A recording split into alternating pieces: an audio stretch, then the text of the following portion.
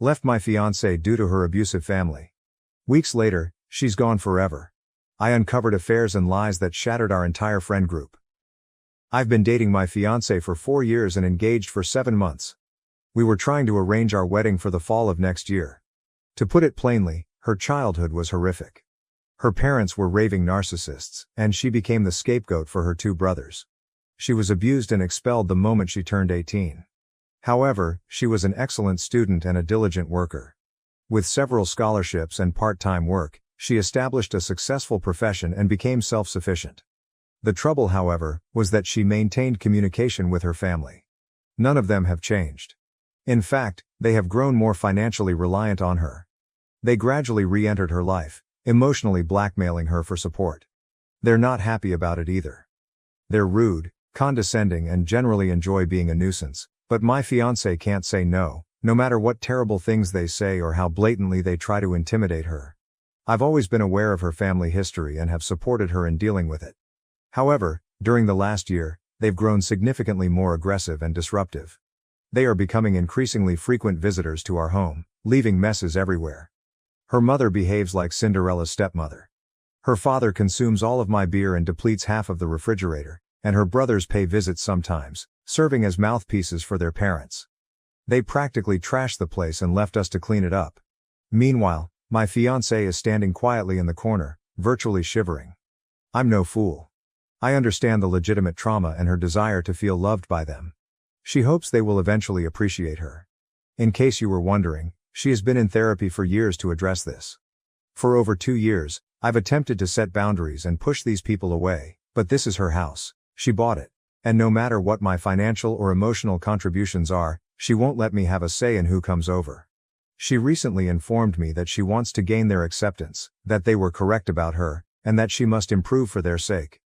We've had several emotional chats, full of tears and begging, in the hopes that she'll take action to improve. However, she is an adult, and I cannot force her to do anything. I love her, but I can't help but be resentful of what she's doing. It's heartbreaking to see someone you care about, who deserves so much better, blatantly ruin themselves for individuals like her family. I've tried numerous times to help her escape their grasp, but I have to think of our future. What happens when we have children? What happens if she is postpartum and invites them over? What if there is a medical emergency or our funds are short and they continue to demand money? This is the in-law family from hell, and I'll be unable to avoid them. Tomorrow, I'll inform her that I want to postpone the wedding until definite boundaries are created. If she resents it, I will leave. I can't take it any longer. I refuse to see this creeping devastation. Update. I spoke with her and everything went as expected. I'm now staying in a motel for a few days while planning my long-term move. There's still a lot going on right now, but perhaps by next week I'll be able to compile everything into a single update. Update 1. The night after I posted the first post, I decided to have a conversation with my fiancée regarding her family. However, she returned from work early the next day, and as I was already off that day, I started the conversation earlier than I had intended. Essentially, I warned her that this arrangement was unsustainable. I did not feel comfortable marrying her because of how involved her family is in her life, and I certainly did not feel good bringing a child into the world with them present. I didn't want to advise her to break off communication with them totally, but I did ask for strong restrictions on when they could come over and what they could do around the home. I also requested couples treatment before getting married. She was not pleased. She simply stared at me fiercely as I spoke, then began shrieking after I finished. She said I didn't understand their relationship, but it worked for her. I told her they were abusive users who would bleed her dry, and I had never seen them treat her with kindness. She reacted by claiming she simply needed to work harder for people to appreciate her. I basically yelled back that a child shouldn't have to beg, plead, or work to be loved by their parents. Finally, I informed her that either she established limits for them or I'd walk. She was furious, and as I was living in her home, I was booted out. I've been staying at a hotel for the past few days and my belongings have been taken out and stored. Frankly, it's been fantastic. I want to spend a few weeks with my family around mid-July before commencing house shopping on my own. I've spent the last few days relaxing, catching up on movies and video games that I hadn't had time for, and returning home to a peaceful room without her family tearing it apart. Things finally came to a head yesterday. We've had almost no contact since she kicked me out, but I know her family loves to spend the afternoon at her house every Saturday, and she generally uses me as a shield from their abuse. In a pretty selfish action, I simply left my phone muted all day and listened *Disco Elysium*. I knew she'd call for help with her family, but at this point sheer hatred had set in, and I didn't want to deal with her concerns. By the end of the night, she'd texted me over a dozen times and left 2 desperate voicemails urging me to come home. I decided to go over and check on her. Long story short, she was sobbing in the living room, and when I approached her, she literally crushed my back, clinging and crying. I waited for her to calm down before asking what had happened. Apparently, her mom and brother stopped by to demand money and utter awful things to her. She asked me to come help, but I had been ignoring her. When she sought to get assistance from one of her pals, everyone essentially said no. That's when it all clicked for her, and she eventually kicked her family out. But not before they said some truly terrible things to her, which I will not repeat. She repeatedly apologized to me and told me to come home. I told her openly that I had been harboring strong feelings of anger toward her for some years, and that while I loved her and knew that it was trauma rather than her being outright abusive, there were huge issues that needed to be addressed before we could move forward. First, she sells the house and relocates. We make nearly the same amount of money and plan to buy a property together. I am an adult man, and I will not live in a home where I have no equal agency. Second, her relatives will never enter it. They will never come over, and if they do, I will treat them in a hostile manner. Third, she sees a new therapist and we begin premarital counseling. Fourth, she never forced me to interact with her relatives again. Fifth, we will maintain little communication with her family for the time being, but make no mistake. We are moving toward complete no contact from her end. I told her that I loved her. We've been together for a long time and have wonderful memories, and I know she's been abused. But these conditions cannot be changed. If she has a problem with any of them, we will have to part ways. She informed me she's known for a while that her family is poisonous and unhealthy, and she wants to make changes, but some of them will take time to manifest. For the time being, I plan to stay in the hotel till I return to see my family. She is welcome to come over, but I have made it obvious that her home is not a place I want to be. We both have the day off tomorrow, so we'll spend it here and maybe go out. This is definitely not over yet. But I may not publish again until mid-August or so. Update 2. Despite my best intentions to not update until much later, with the hopes of improving my relationship with my fiancée and her establishing boundaries with her toxic family, we have now split up. Essentially what occurred was that after last weekend, when I left her to deal with her family on her own, she appeared to fully understand the issue and was open to adjustments, including limits and a possible transfer. We spent Monday and Tuesday hanging out at my hotel before I returned to my family for a few weeks. She was scheduled to come over the previous night, but her texts were pretty ambiguous. She arrived considerably later than usual, and I sensed something was wrong. She basically went off on me, calling me abusive, overbearing, extremely demanding and unsupportive. It took me 5 seconds to realize she was reciting a planned speech from her parents. To be honest, I was so irritated at this point that, despite taking a tremendous risk on her, I chose to be a jerk about it. I questioned if her relatives had told her to say this. She said they proposed it, although she came up with it herself. Sure. I requested her to explain in detail what I had done wrong. She stated I was parasitic on her. I reminded her that I was paying 50/50ths for her mortgage, electricity and groceries, and that I own and pay for my own car, as well as a job that pays the same as hers. Unlike her parasitic parents, who demand cash every week and loot the kitchen on weekends. I advised her to try again with something better. She appeared flustered and said I was attempting to isolate her. I smirked and informed her that I had always supported her many friendships, which she ended on her own since no one wanted to deal with her family or be used as a shield like me. At this point, I was nearly demanding to know why she was so determined to wreck her life for these individuals. She simply shouted that I don't understand her family and that she's just trying to reclaim their affection, and she was really ranting at that point. It's really incredible to see up close. I went to a few subreddits to get perspectives, and if you're familiar with them, you'll see how people who have been abused by their own family can be so completely broken that it wrecks their brain to the point where they believe they are the problem and deserve the abuse. That was exactly how she was. Completely shattered and unable to accept help. She didn't want to improve. She only wanted to get worse. The knowledge hit me hard, like a truck. I felt like a fool for attempting, even though it was what I was supposed to do in the first place. She was virtually insane by this point, and I was simply mentally weary and needed her to go before the cops arrived. She eventually went, but a few concerned neighbors checked on me.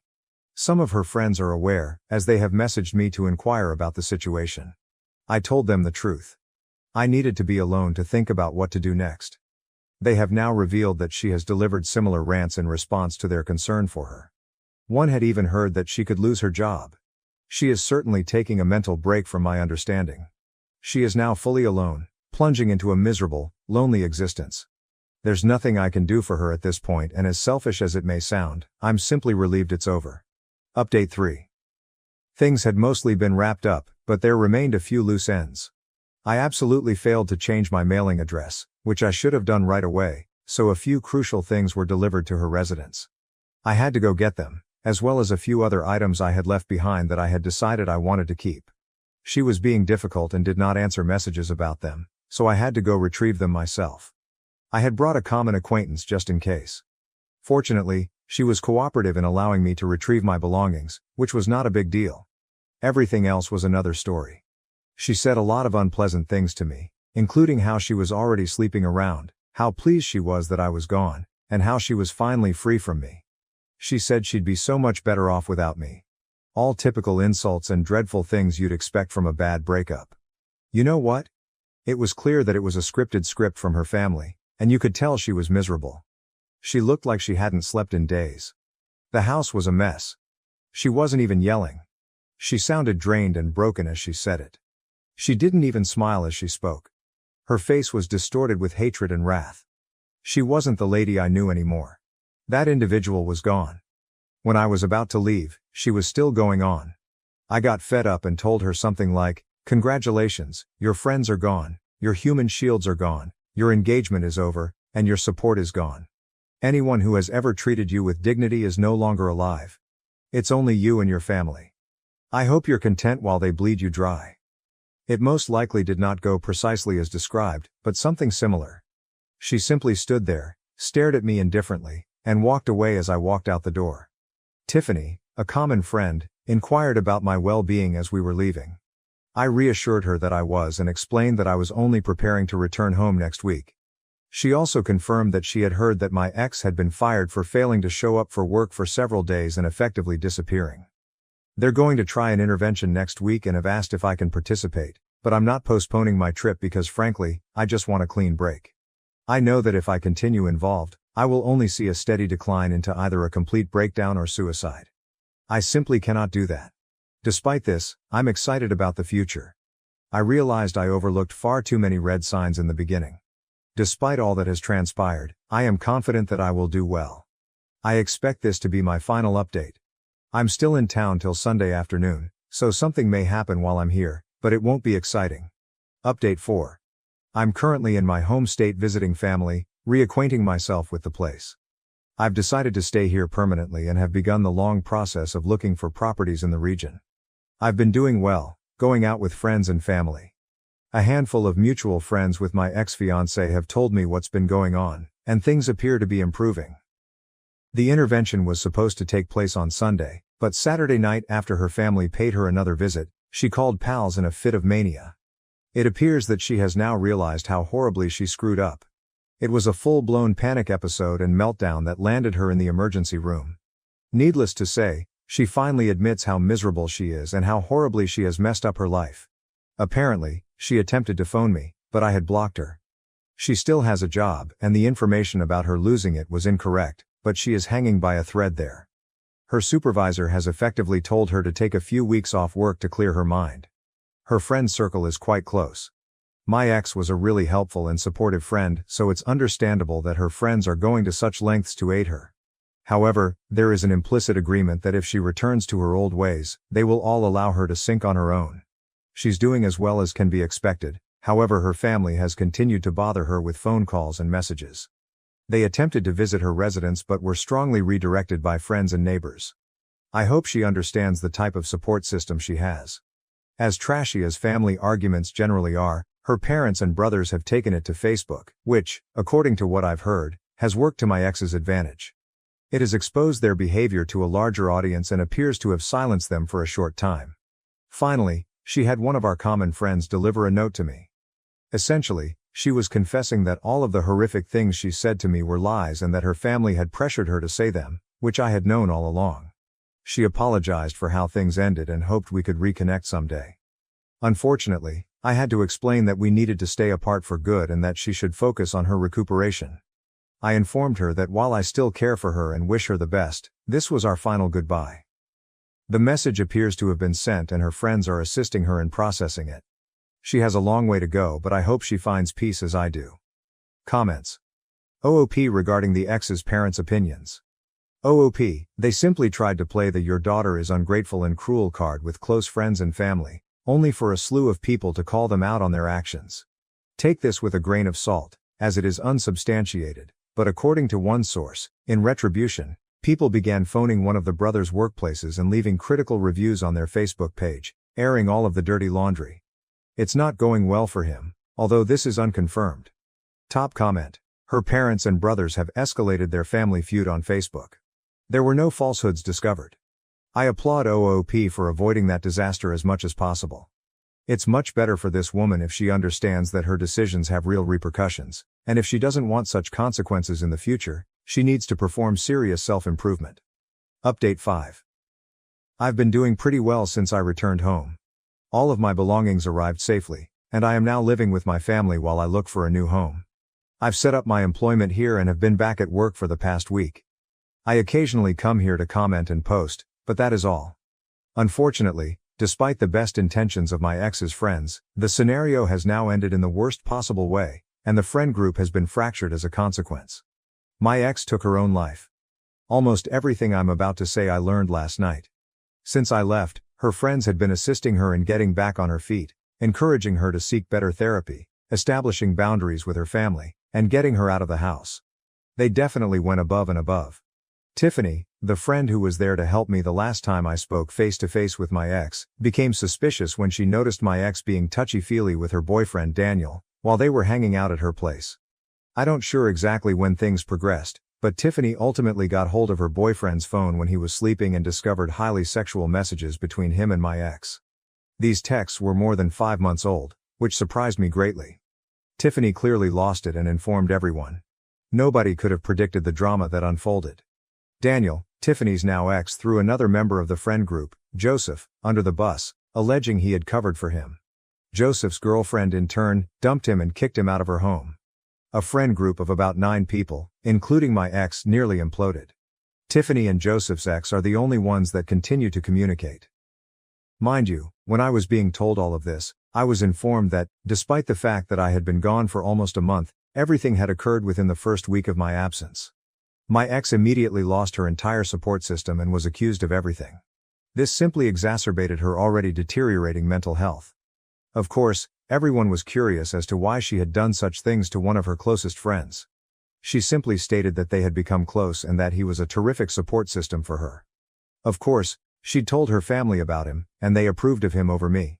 She asked him over the night I left for the motel. Apparently, her ultimate goal was to leave me for him. He wouldn't leave Tiffany for her, and he despised hearing about her family, so he certainly wouldn't pursue anything other than a hidden affair. I expected to be much furious than I was, but I had already started to move on. I had just had a comprehensive health exam at my new doctor's office and received a clean bill of health, with no STDs, so I didn't have to worry about that. Getting outraged would be counterproductive at this stage. I was told that I was informed late because no one knew how to break the news to me, which is understandable. So yep, my ex was absolutely shunned, even by Tiffany's ex, who simply disappeared. She was blocked and left to cope with her troubles on her own. Tiffany simply knew that she had lost her work for good and spent all of her leisure time with her family. They had finally triumphed, in a sense. It was discovered 2 nights earlier that she had committed suicide at home. Her relatives discovered her. When the medical team arrived, one of the old friends from the neighborhood showed up. Her family was there and they didn't seem to care. Tiffany contacted me last night just to let me know. There were other messages, and she asked me, as gently as possible, if I wanted mine for closure. I honestly don't know what to do about it. I'm experiencing a lot of mental whiplash right now. I never knew this woman. I've had to acknowledge over the last month, since returning home, that she was abusive in our relationship because of everything she put me through with her family. Now it appears that it was a ploy to drive me away so she could be with another man who her family appeared to like. This confuses me even more, because what did he have that I didn't? Did they simply love watching her life fall apart? Was there anything real about her? Was there anything real about the folks with whom I spent years of my life? Returning home was the best decision I've ever made, and I now have complete evidence of that. I can begin therapy to work through this issue, spend time with a group of individuals who are truly trustworthy in person rather than online, and have relatives nearby for support. But yes, this will be with me for a long time. Comments? Comment. Do not read the letter. It will do you no good. Give it to a therapist to read, have them reseal it in another envelope and let them decide whether or not you should read it based on your mental health. Or if it should be unread and burned. OOP, I'm not interested in the letter or anything related to them. It's time to go on with my life. Fooled my cheating wife into thinking I was unfaithful, then ghosted her on Christmas Day after meticulously planning a year-long revenge. Here's the backstory. My future ex-wife is my high school sweetheart. We started dating in 1992, when we were both 17. We're both 45 and have been together since. She is the only woman I've ever been with in my life. We married 5 years later, at the age of 22, right out of college. A year later, we welcomed our first 2 children, both boys who are now 22 and 17. I gave her 23 years, built her a home, and worked tirelessly to provide her the life she desired. Sure, we had our issues, but what marriage doesn't? Even in the darkest of situations, we found a way to persevere and emerge stronger, making the revelation of her affair all the more startling. Flashback to March 2020. I had a feeling something wasn't right. We had been in a funk for approximately 2 months before. I was still unable to move while recovering from reconstructive knee surgery after tearing my ACL in the fall of 2019. At the time, my knee had only around 55% range of motion, which hindered my ability to conduct a variety of household tasks. I was out on workers' compensation because I was injured on the job, so I couldn't do my usual housework. My sons did their best, but duties that only I could do had to be postponed, or my wife had to take them on, which she detested. Things also came to a standstill in the bedroom. It had already slowed down before my crash, but in my current state, it came to a complete stop. During these months, Sue, we'll call her that, spent more time after work mingling with co-workers. From November 2019 until March 2020, it was a reoccurring event for her. Naturally, I rejected it. I'd had no reason to be concerned or wary of her over the previous 23 years. She had her friends, I had mine, and we had mutual pals. I could hang out with my friends all the time without issue. Everything was above board. However, in January of that year, I started to notice something unusual. Sue was growing increasingly distant. Sure, we were in a funk, but she had never denied me affection until that time. The usual hugs and kisses came to a stop. Her phone, which had previously been nearly tethered to her hand, was now secure. She was becoming more private, despite the fact that she was frequently sharing DIY ideas, recipes and memes with me. Her interactions with me became more snippy, as if she couldn't be bothered. So we're now in March. COVID has arrived, and New York City is under lockdown. Our chosen vocations are essential, thus neither of us had to work from home. I had just been cleared to return to work after being out for 5 months and I was eager to go back to it. 5 months of sitting on my ass, rehabbing my knee and being unable to do physical things drove me insane. For context, I adore physical activities. I'm an active martial artist who goes to the gym 4 days a week, in addition to all of the housework I handle. Within a week or 2 of the lockout, my soon-to-be ex-wife informed me that she would need to resume working extra hours. I didn't think much of it because of her profession. I expected it to be every other day, but it was every day, for more than an hour or 2. She'd get home 3 or more hours later, shower, spend some time with me and our 17-year-old son, our 22-year-old was staying with his girlfriend across town, and then go straight to bed. As my knee recovered more movement, we continued our intimacy, but as one might anticipate, she was not intellectually or emotionally present as I quickly noticed. By early April the picture was getting clearer for me. All of the signs led to her having an affair. That was the moment I realized I needed answers. I scoured the internet for indicators of adultery in a partner and she checked almost every box. My search query grew to how do I find proof? I started with her social media, looking over her Facebook posts from several months ago. It was the usual, images of us and our sons, some with her friends, and some from her nights out with coworkers. These images included a mix of her closest co-workers and a few folks I had never met. But one thing stood out. Practically every picture featured the same guy. Every photograph he appeared in showed him standing uncomfortably close to her, his arm on her shoulder or his hand on her lower back. Far too close for a guy I'd never met. Needless to say, that left a nasty taste in my mouth, but it was far from the worst of it. The worst part was realizing he was her Facebook friend and Instagram following. So naturally, I searched for his Facebook account, only to discover that I had been barred. Why the hell was I unable to view this guy's Facebook profile when he was friends with her? At this point, I was in full Batman detective mode. I wasn't even attempting to deny it. I knew she was cheating on me with this man. My goal became to learn how long it had been going on. That was exactly what I did in April and May.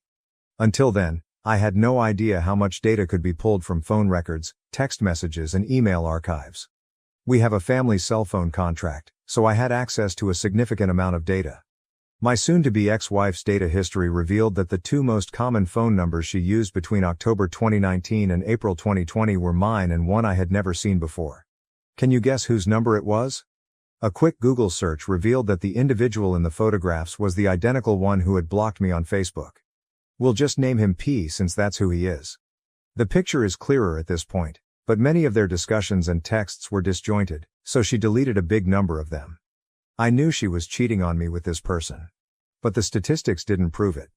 I needed more evidence. At this point, I told my best friend Oz what I had discovered. He asked if I had questioned her with facts. I said no because I felt it wasn't enough. That's when he told me of an app I might use to track her communications in real time. I won't mention the name here because of the rules, but I installed it, linked it to our data plan, and waited. Within days, I saw it. A text exchange between the two of them, discussing how much fun they had the night before and making plans to do it again that weekend. Boom. Gut punch. To say I was devastated is an understatement. I suppose that was my D-Day. For the next 2 days, I was completely broken. I purposefully distanced myself from her. During the 2 days after D-Day, she noticed something was wrong. She tried to console me and ask what was wrong, but I ignored her and walked away. I couldn't even look at her. This woman to whom I had given 23 years of my life, everything I could as a husband, and she had left our marriage for a man barely 5 years older than our eldest child. By the 3rd day, I was no longer depressed, but enraged. I emailed Oz to inform him that my suspicions were confirmed. He asked if I confronted her and I responded no. I sought retaliation. I didn't just want to divorce her, I wanted to destroy her. I planned to undermine her life and ruin her. It would take some time, but I had a plan. In my studies and research on infidelity, I came across a statement that struck a chord with me. The enemy of infidelity is unpredictability. That was going to be the core of my strategy. I meant to make her life hell on wheels while quietly planning my escape. So it's early June and I still have the app installed. Almost every night I gather as much data as possible. I see their back and forth texts. They talk like they're in a full-fledged relationship, sexting, flirty romantic things, nudes, the works. At that point, I stopped looking at anything and focused solely on gathering information and cataloging everything on my personal server. Meanwhile, I began engaging in odd behaviors. I began leaving at irregular hours and arriving home much later than she did. I spent more time on my phone than usual while with her, and when she asked what I was doing, I just replied, "Just stuff," and put it away. I also changed the login credentials for everything so she couldn't get into any of my stuff. Throughout our marriage, we had never kept anything from one another. However, about the time I believe her romance started, she changed her Facebook and phone passwords, blaming recent security breaches. Yeah, that's an excellent reason to conceal an affair from your husband. I notified Oz about my plans, as well as my older sister and 2 other close friends. These are the people I trust with my life, and I have sworn them to secrecy. To clarify, Oz and I have been friends since we were children. We've known Joey and Na, our other 2 friends, since high school. Keep Na in mind, she will have a role later on. In July, my soon-to-be ex-wife was absolutely paranoid. She was texting and calling me more frequently, asking whether I'd be home when she got back, when I was coming home, what I was doing and so on. I could see the seed I planted in her mind a month ago starting to sprout, notably in her interactions with P. She was confiding in him, expressing her worries and perplexity, and warning him that I was becoming cold and distant. This woman has a lot of nerve. During these interactions with P, she even suggested that they stop meeting at our house since she wasn't sure if I'd just show up, confirming of course that she had brought this guy into my home. Thanks, Sue. P asked her in that conversation if she was afraid I was cheating on her, which irritated her. I can't tell you how much pleasure and laughter I had from reading that exchange. My cheating wife arguing with her affair partner about whether she was angry at her husband for perhaps cheating on her. Oh, how ironic. Please bear in mind that I was not hooking up with anyone. When I left the house, I was usually at Oz's or Joey's, drinking, watching fights and socializing with my brothers. Or I was at my big sister's house, hanging out with her and my brother-in-law, who is like an older brother to me. My sister is 52, and her husband is 58. I had told them about my soon-to-be ex-wife's infidelity, but not about my plan. I couldn't risk it because my brother-in-law is a bit of a blabbermouth. Moving forward to October, things started to heat up. Sue was completely aware that I was intentionally drifting away from her after 3 months of my false romance. I hadn't touched her once between the day I carried out my plan and the day she confronted me. October 20th, 2020. No embraces, kisses, or attempts to initiate intimacy, none. Not that she needed it. She still got it from P, whether at his place or in a hotel. That afternoon she called me at work, which was not unusual before anything began, but it hadn't happened in a while. She implored me to come home immediately from work, saying she had something essential to tell me. I won't lie, I partly expected her to admit her infidelity. However, she didn't. Instead, I returned home and asked her whether I was furious with her. The nerve. She commented that I'd spent much too much time away from home, hadn't shown her any affection, and that our intimacy had faded. She expressed fear that I was driving her away because of my animosity for how she treated me when I was rehabbing my knee. Then came the punchline. She gasped and asked whether I was cheating on her. Folks, I fell to the floor laughing hysterically. And by hysterically, I mean like the Joker laughing so hard. On the surface, it appeared to her that I was laughing at the prospect of being unfaithful, but I was actually laughing at the irony of the circumstances. I was on the floor for over 2 minutes, weeping and banging my fists in hysterics before I could calm myself and react. I sat up, looked her in the eyes for the first time in months, shook my head and did not speak. I got up, brushed myself off, kissed the top of her head and started settling in for the night. Later that night, as I was in my office, I wanted to see what she was messaging P about what had just happened. I opened the app, and sure enough, they were texting in real time. She told P, "I know he's cheating on me. I questioned him tonight and he simply laughed in my face. He collapsed on the floor and laughed for almost 5 minutes. It did not take 5 minutes. He no longer cares about my feelings. I'm not sure how or why, but he's left. I realize I've lost him. This is karma, and I know it." The smile I had on my face while reading must have looked like the Cheshire Cat. Her heart was breaking. P tried to console her, telling her that if I cared enough about her, she wouldn't have had to turn to him for what I wasn't giving her. Her statements, however, suggested that she was now having doubts. She had the audacity to quit our marriage because I was unable to perform my duties as a husband due to a real injury, and she pursued the affair for approximately a year. But was the thought of losing me to another woman enough to make her reconsider? What a weakling. Throughout this, I was also implementing the second component of my strategy, getting my finances in order. In September, I met with a family attorney to start the divorce process. With the material I had gathered up to that point, I was convinced I could nail her to the wall in a divorce case, especially because New York is an at-fault state. My lawyer advised me to prepare all of my accounts in anticipation of the approaching asset division.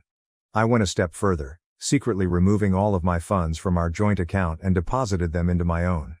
As part of the second phase, I began searching for an apartment. Now it's November, and my behavior hasn't changed. In fact, I have turned it up. This is when my friend Na enters the picture. Na and Sue were never close. I met Na during my freshman year of high school, 2 years before meeting Sue. Sue saw Na as a threat, even though she was my closest female friend. Sue always gave Na an implied "I don't trust her" vibe. Sue never addressed it directly, but it was obvious to everyone paying attention. Na, on the other hand, felt no affection for Sue. Na pointed out early in my relationship with Sue that she was imposing herself on our social circle, but I did not do the same for Sue's friends. That infuriated Na since she knew why Sue was doing it. Sue still doesn't have any male friends in her circle, save for P, but Na is the only female in mine. Na had been kept overseas because of the epidemic before returning to New York City on November 3rd. Oz, Joey and I decided to celebrate her return by hosting a modest dinner and drinks party at Joey's house. There were just 5 of us: Oz, Joey, Joey's wife, Na's sister, Na, and me. We followed the CDC's guidelines because we take COVID seriously. Na, being the mastermind that she is, concocted a sinister scheme to enrage Sue.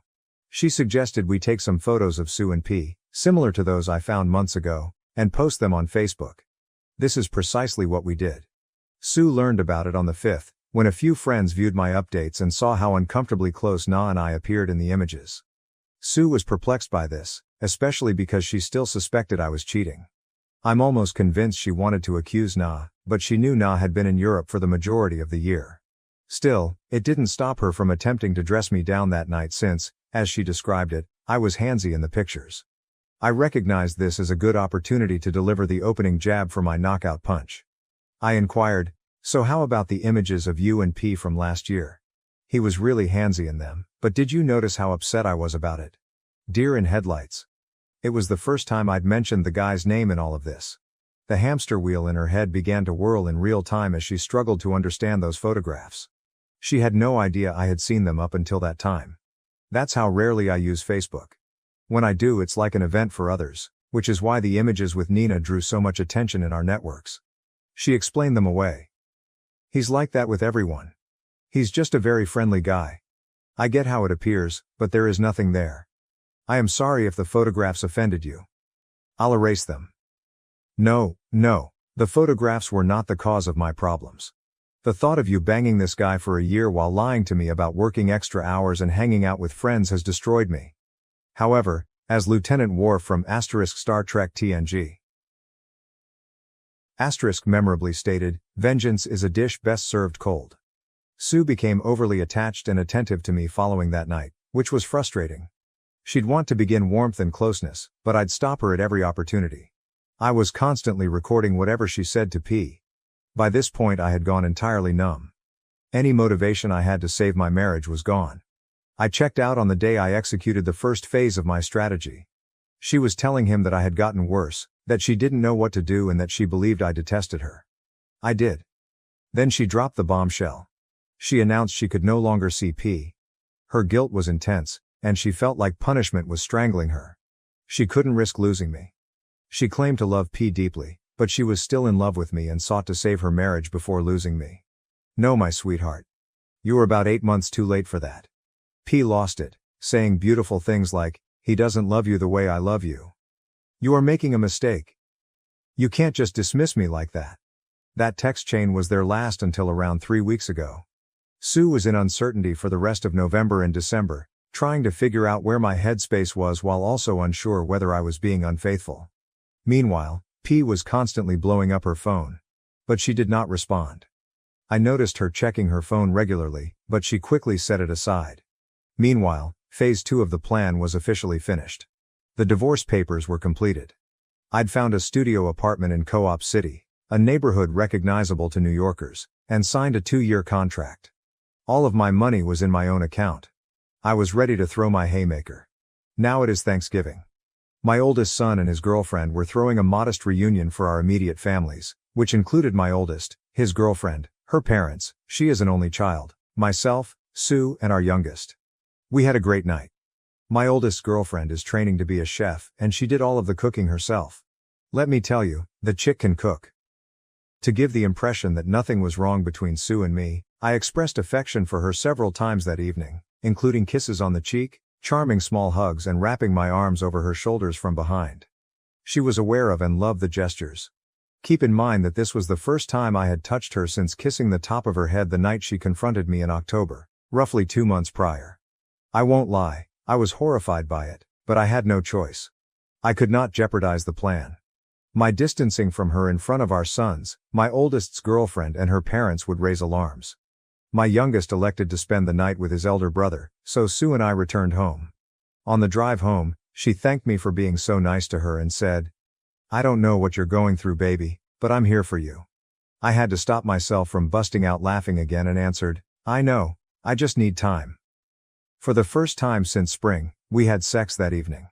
I thought, what the hell? With what I'm going to do, I might as well get some work done before eliminating her from my life.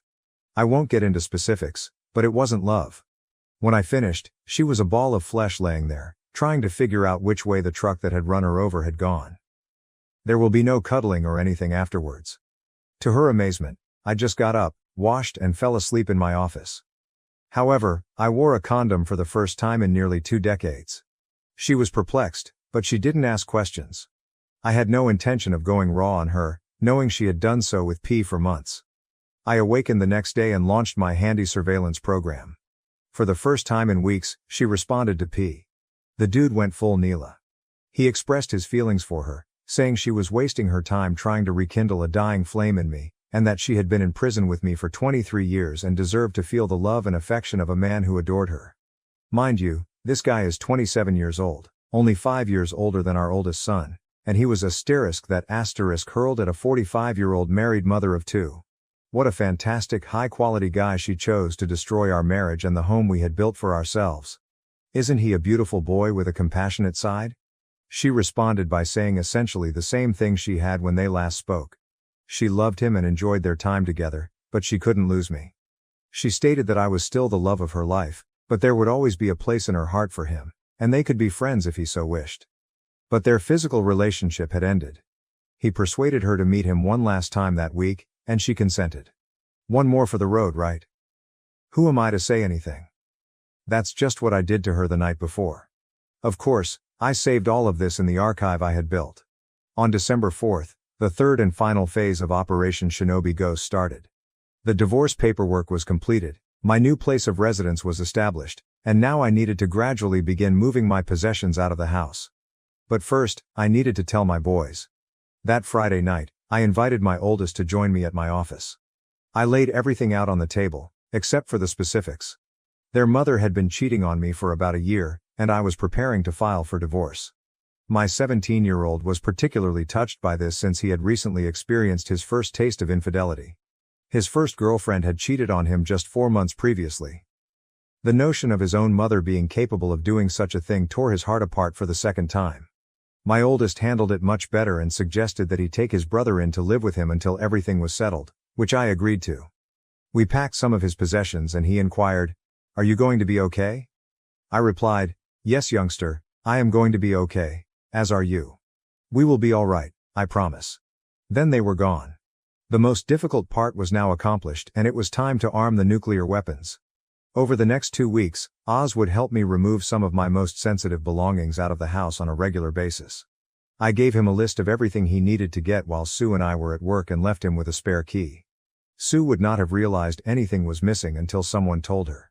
I also obtained a new phone and phone number, which I shared with everyone who needed to know: Oz, Joey, my boys, my big sister, and my mother. Meanwhile, I continued the deception with Sue and she had no idea. I gave her bits and pieces of affection to keep her off the trail while she was still in contact with P, not as much as before, but there was still an emotional connection. The fog was faint, but still there. All the while, I was gathering, and I mean everything. Every bit of data I'd saved since the beginning of the plan, call logs, texts, images, emails, everything, and printing it. I must have spent over $1,500 on staples supplies like printer ink, paper and binders. I organized everything chronologically from the beginning of the affair to the end 2 weeks ago in December. 14 binders. I then placed each one in a box, gift-wrapped it, and addressed it to a variety of people, including my mother. My father died 7 years ago, her parents, her 2 sisters, her brother, her HR department. Did I mention P works for the same company, and there is an express rule against intercompany relationships because of the nature of what she does. Several of her friends, P and her parents. I took all of those parcels to the post office and got them shipped out on December 16th. Delivery is scheduled between December 22nd and December 24th. Perfect. So we are now on Christmas Eve. Sue returns home at the usual time, unsure if she has seen P. On the 18th, I stopped tracking her on the app, believing I'd gotten enough use out of it. As usual, she showers, spends time with me, and then I blow her out on the living room couch. Then she retires for the night. The final stage had arrived. The nuclear weapon I had been constructing since June was about to be fired. I arose in the middle of the night and wrapped one of the 3 remaining binders with the divorce papers glued to the inner cover, then placed it on my side of the bed with a Merry Christmas greeting. Next to it, I left my old phone and my lawyer's business card. I packed up the rest of my most important items, enough to fill 2 backpacks, and left the house I'd lived in for 23 years for the final time. That was a week ago, buddies. Sue believes that I have vanished, been shadowed, or ghosted. She is blocked on Facebook, but she hasn't blocked me, so I'm keeping track of the effects. It's simply great.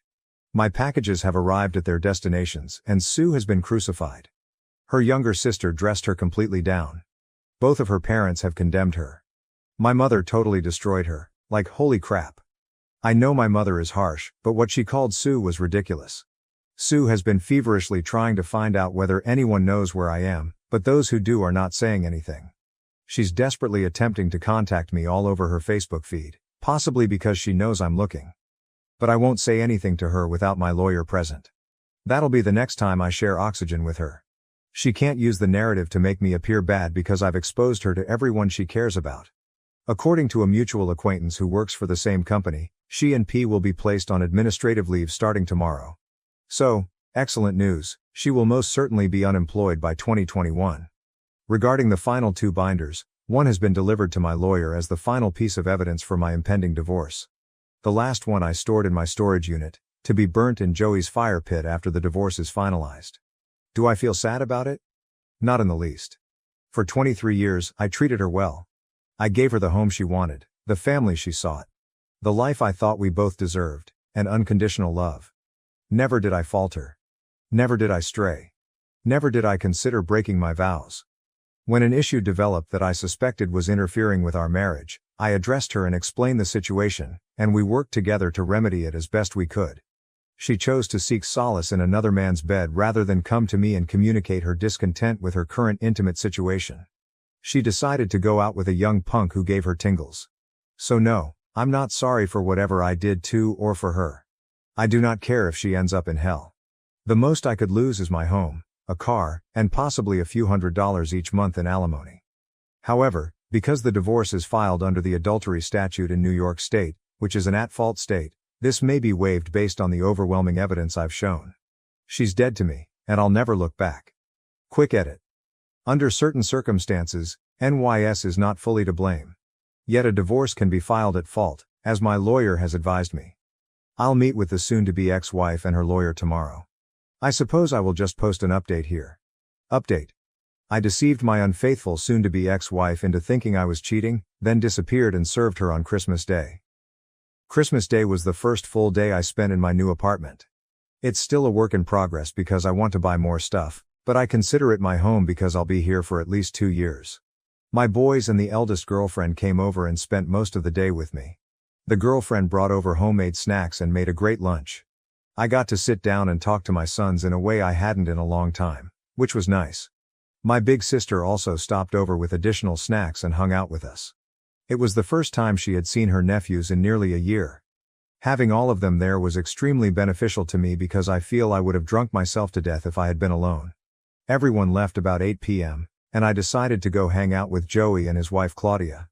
I hung out with them for a few hours, had a few beers, and then headed home. The next important advancement happened last week, on December 29, 2020.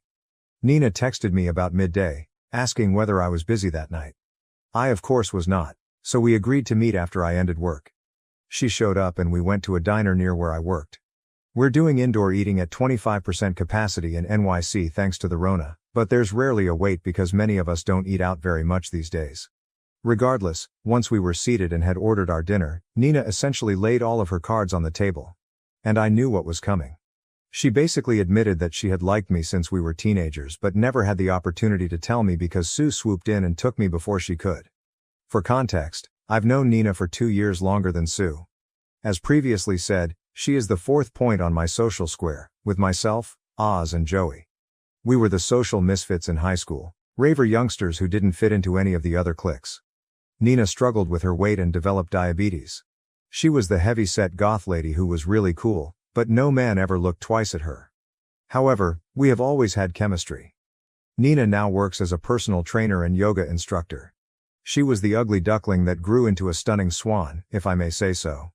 Long story short, we decided to start dating after my divorce was finalized, And yes, I slept with her that night. We went back to my new house and had a terrific time. Am I ashamed of having slept with her? Hell no. Nina has been a more valuable friend to me than Sue ever was. That's not to say Sue wasn't my best friend, but Nina has always been there for me over the nearly 25 years I've known her, even standing back from her own feelings to allow me to pursue and eventually create a relationship with Sue. That moved me on a level I did not expect. That amount of selflessness for another person is the essence of true love. I know it sounds like I'm just convincing myself that sleeping with her was the right decision, but it was. And I aim to devote my complete attention to discovering what lies ahead for Nina and me. On to yesterday. Yesterday, I met with my wife and her lawyer to talk about our divorce. It's been 2 weeks since I ghosted my soon-to-be ex-wife. This past Monday, I received a phone call alerting me that Sue's attorney had set a conference with us to discuss the terms of divorce for January 6, 2021, which was yesterday. I met with my lawyer on Tuesday morning to discuss the terms I wanted. Sue filed for an uncontested divorce due to spousal neglect. My terms include a comprehensive distribution of assets, and I will sell her half of the house ownership. She may keep it. We keep our cars in good working order. I keep my Poconos cabin, and under the pretense of marital neglect, she receives no spousal support from me. My 17-year-old son, whom I will refer to as 17 inches from now on, is free to choose who he wants to live with following the divorce, which will most likely be me.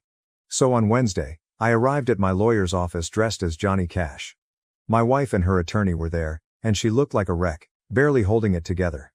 I gave her a stern look.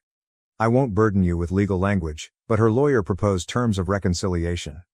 I dismissed them almost as soon as she finished explaining the contents of the request. Long story short, we agreed on a formal separation that would result in an uncontested divorce.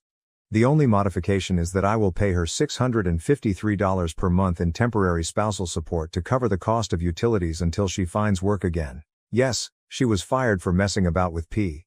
He was also let go. I agreed to pay for up to a year after the finalization. I make enough money that it won't hurt me financially if she takes her time looking for a new job, and she has enough savings to last a long time.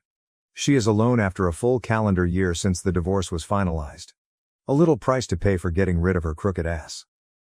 Things will take around 3 months to finish, so provided nothing goes wrong, I should be rid of her by early April. After the meeting, my lawyer said his goodbyes and promised to call me to keep me informed on the status of the filing.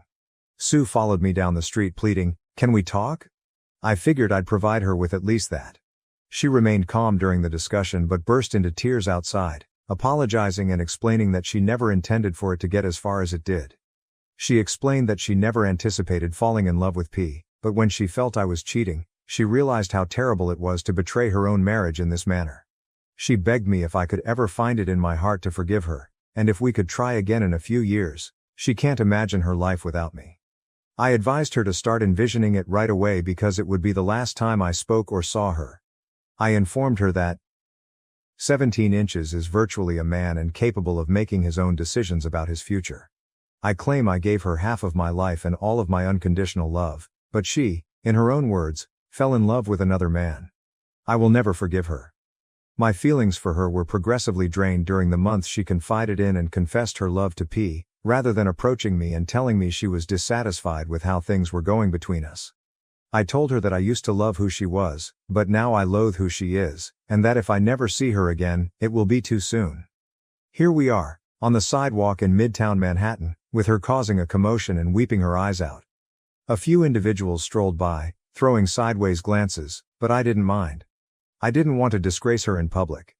I'd already wrecked her socially and professionally, but I needed to demonstrate my last ounce of affection for her. I concluded by telling her that I had no regrets about being her husband for the previous 23 years. I despised the fact that, after 23 years, she believed that the simplest solution was the best one. And, here's the kicker, I owe this one to the nice kids of __ on Reddit, because it came to me only seconds before I said it. For 23 years, I thought you were mine, but it turns out it was just my turn.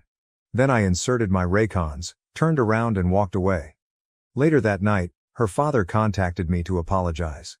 He compliments me on always being a nice father to his daughter, admits he is ashamed of her, and claims he raised her better than she did. I won't lie, I'll miss the old man. My father died years ago. Therefore he has always been my default father figure. But after that call, I doubt I'll be able to communicate with anyone in her family. That night, I went on Facebook and symbolically changed my relationship status to divorced. Yay! It's not finished yet, but in my opinion, it is. As previously said, when I post on Facebook it is deemed an event, thus several people contacted me via Messenger with questions. I explained everything, including the fact that I filed for divorce from Sue earlier that day. Of course, Nina called, surprised that I had pulled the trigger so swiftly. Obviously when we spoke, I was already in the process, but she had no idea how far along it was. When I asked her if she could come over, she bolted. We knocked boots again, but this time she stayed the night. We slept in my bed and spoke till early in the morning, and I haven't felt this relieved and connected in a long time. Nina understands me, and I can't get enough of being with her. She's been the only thing on my mind since she confided in me. Yeah, I know some people may think I'm up for moving on so quickly, but as far as I'm concerned, my marriage ended the day P let Sue touch his pecker, so I'm ready to go on. So wonderful, that is it, that's the end. My divorce is in the works, and I am starting a relationship with Nina. I know I mentioned in a statement to someone that I'd probably never marry again, but that was before Nina told me about her emotions for me, and I can't deny that I feel the same way now. We're planning to take things slowly and won't make any announcements until Sue's divorce is legal and formal. I don't care what happens to Sue. She could move P into our old house for all I care. I'll receive my house payment in 4 quarterly installments throughout 2021, and aside from the $653 I'll deposit directly into her savings account each month, I'll never see or communicate with her again. I am eternally grateful to everyone who has expressed encouragement, support and gratitude. The soon-to-be ex-wife of 23 years attempted suicide last night. The hits keep coming. I've been sitting here for hours and wasn't sure where to put it, but this sub seemed appropriate. So if you're looking for some backstory, check out my post history. I'm not sure how the connection to other subscribers works here, but my previous 2 entries are shown in my profile. Here's a quick version. I found out that my wife of 23 years, 45F, was having an affair with a 27-year-old coworker. We have 2 sons, aged 22 and 17. I created a plan to severely disrupt her life, with the goal of convincing her that I was having an affair of my own. I continued the ruse for more than 4.5 months while gathering evidence of her infidelity, obtaining divorce papers and planning my exit strategy. Slowly moving my personal belongings from our house to a new apartment, getting a new phone and number, separating my half of our shared income from our joint account, and so on.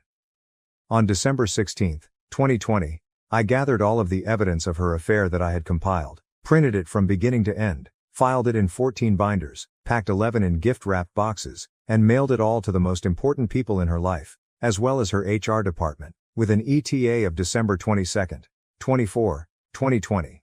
On Christmas Eve, while she slept, I took one of the remaining 3 binders and repeated the process, but this time I glued the divorce notice to the inside cover and placed it on my side of the bed. Mind you, she had her affair there several times, along with my old phone and my lawyer's business card.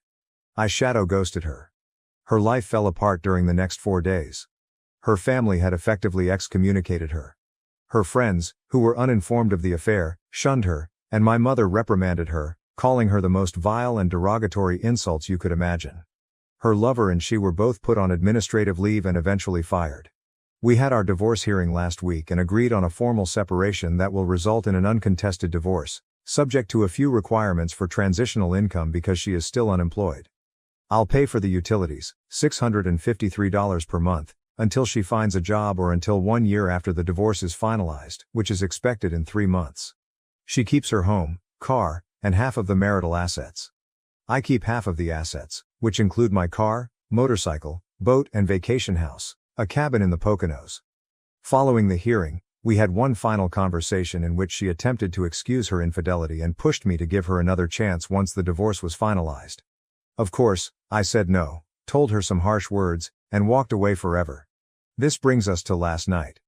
Only my closest friends, 2 boys, elder sister and mother have my new contact information, and I have completely blocked my soon-to-be ex-wife from all social media platforms. She has no way to reach me since I left her on Christmas Eve, but several of our mutual acquaintances do. Last night, I was sitting at my apartment when I received a voice call notification on Messenger from one of those friends. She was one of the only people who didn't forsake Sue after the affair was uncovered. She did not waste time responding to my message. She informed me that she had gone to check on Sue, my soon-to-be ex-wife, and discovered her passed out in the bedroom, foaming at the mouth with 2 empty pill bottles beside her. Sue was in the intensive care unit, in critical but stable condition, and the doctor anticipated she'd recover. Sue had pleaded with me to come, and her parents and 2 sisters were also hospitalized. My guess is that they were notified after the hospital attempted to tell me, but Sue was still using my old phone number as her emergency contact. I merely told her friend, no. Sue is no longer my problem. And that she had clearly decided to take the easy way out rather than face the sorrow and misery of ending her 23-year marriage. I then told her friend that if Sue's family was present, they could help her pick up the pieces, but as far as I'm concerned, there is no Sue and I anymore. I ended the call. I slept on it for a few hours, and my sons called me this morning to find out what occurred. I answered yes, and I told them both that if they wanted to be there to support their mother, I wouldn't judge them for it. She is their mother after all. But I made it clear that I no longer cared what she did with or to herself. They were both taken aback by this, but they acknowledged my position. However, now that the news of her suicide attempt has spread, many of those who abandoned her are coming forward and telling me that I need to be there for her. That regardless of what she did to me, I should assist her in her time of need. I also discovered that her affair partner tried to pay her a visit this morning but was denied permission because he is not a family member. I am being pressed to go see her, but I no longer care about her. I haven't for a long time. I emotionally checked out during the process of collecting my revenge for her betrayal, and I still don't care what happened. Actually, it makes me dislike her even more. She is the one who was unfaithful. She is the one who, after a nearly year-long affair with a man barely 5 years older than our oldest child, decided it was worth jeopardizing 23 years of marriage. And now that she has to face the consequences of her actions, she adopts the most selfish approach. Even though she is expected to survive, she has managed to evoke quick sympathy from people who condemned her weeks ago. Meanwhile, I'm portrayed as the angry ex-husband who refuses to sympathize with her, at least by the bulk of her family. Her father, on the other hand, called me and supported my decision to stay away. I feel as if I never truly knew this woman. After 23 years, it has finally happened. Yes, I get that the way I ended things with her may have left her in a horrible emotional condition, but a whole new bag of worms has opened. Either she had a catastrophic mental breakdown and tried suicide, or she engaged in an extremely risky and deliberate ploy to regain favor with individuals who had only weeks before scolded her for abandoning me. She cheated on me and is now the victim? Sorry if this comes out as a rant, but I'm just trying to wrap my head around this. I want to be clear. I'm not going to visit Sue. She waived her right to my concern for her well-being the day she permitted P, my personal nickname for her partner, to touch her. This may come across as cruel, but despite my cool, calm and collected exterior throughout the event, my emotions remain raw. But I do not care about this woman. I haven't in a very long time. I am aware that I will be despised by a number of people here, but I do not mind. Think of me any way you choose. If you were in my position, you would interpret her actions very differently. Some of you will search through my post history to see what I did to her. You're going to infer that her suicide attempt was my fault. That tricking her into thinking I was cheating on her when she was actually cheating on me, and then destroying her socially and professionally, was the catalyst for her breakdown. Maybe it was. Maybe I am a callous sociopath. However, as Arthur Fleck famously said, you get what you quite deserve. I devoted half of my life to this woman, doing all in my ability to be the finest husband possible. She admitted that I had no influence over her decision to leave our marriage. She did it for herself. Her selfishness knows no bounds, and I'm relieved to be free of her. If that makes me a bad person because I refuse to visit her and never intend to engage with her again, so be it. I stick to my beliefs. She decided to deceive me. She decided to prioritize her needs over our marriage. So now it's my turn to prioritize myself above all else. I don't mind if she perishes in the depths of hell. Allow people to help her self-improvement. My dedication to her well-being ended when we signed the separation agreement. I simply needed to get this off my chest. If you're going to judge me for how I feel, save it. As I have indicated, despite 23 years and 2 children, I never fully knew this woman. I have no sympathy for her, and never will. Sue's father informed me that she had been transferred from the ICU to the mental health ward. The doctors are still keeping track of her mental health. She is alert and intelligent again, but definitely sleepy. Her father told me she asked if I might come to see her, but he declined. She turned off after that. He gently remarked that he would only provide additional information if I questioned, as he was aware of my mental state. I've also scheduled counseling for my son, who is 17 years old. His first consultation is this coming Monday. Update. The aftermath of my soon-to-be ex-wife's suicide attempt. I'm writing this as a form of therapy, a practical way to convey my ideas. Despite everything I had said in previous blogs and comments, I went to see Sue. She's been out of the hospital for 4 days, and believe it or not, Nina convinced me to see her. Nina explained that the only way I'd be able to let go of my dislike for Sue was to see her one more time in her fragile state. So about 6 p.m., I called Sue for the first time since serving her. Her greeting was not the happy and effervescent one I had grown accustomed to during the previous 2 decades.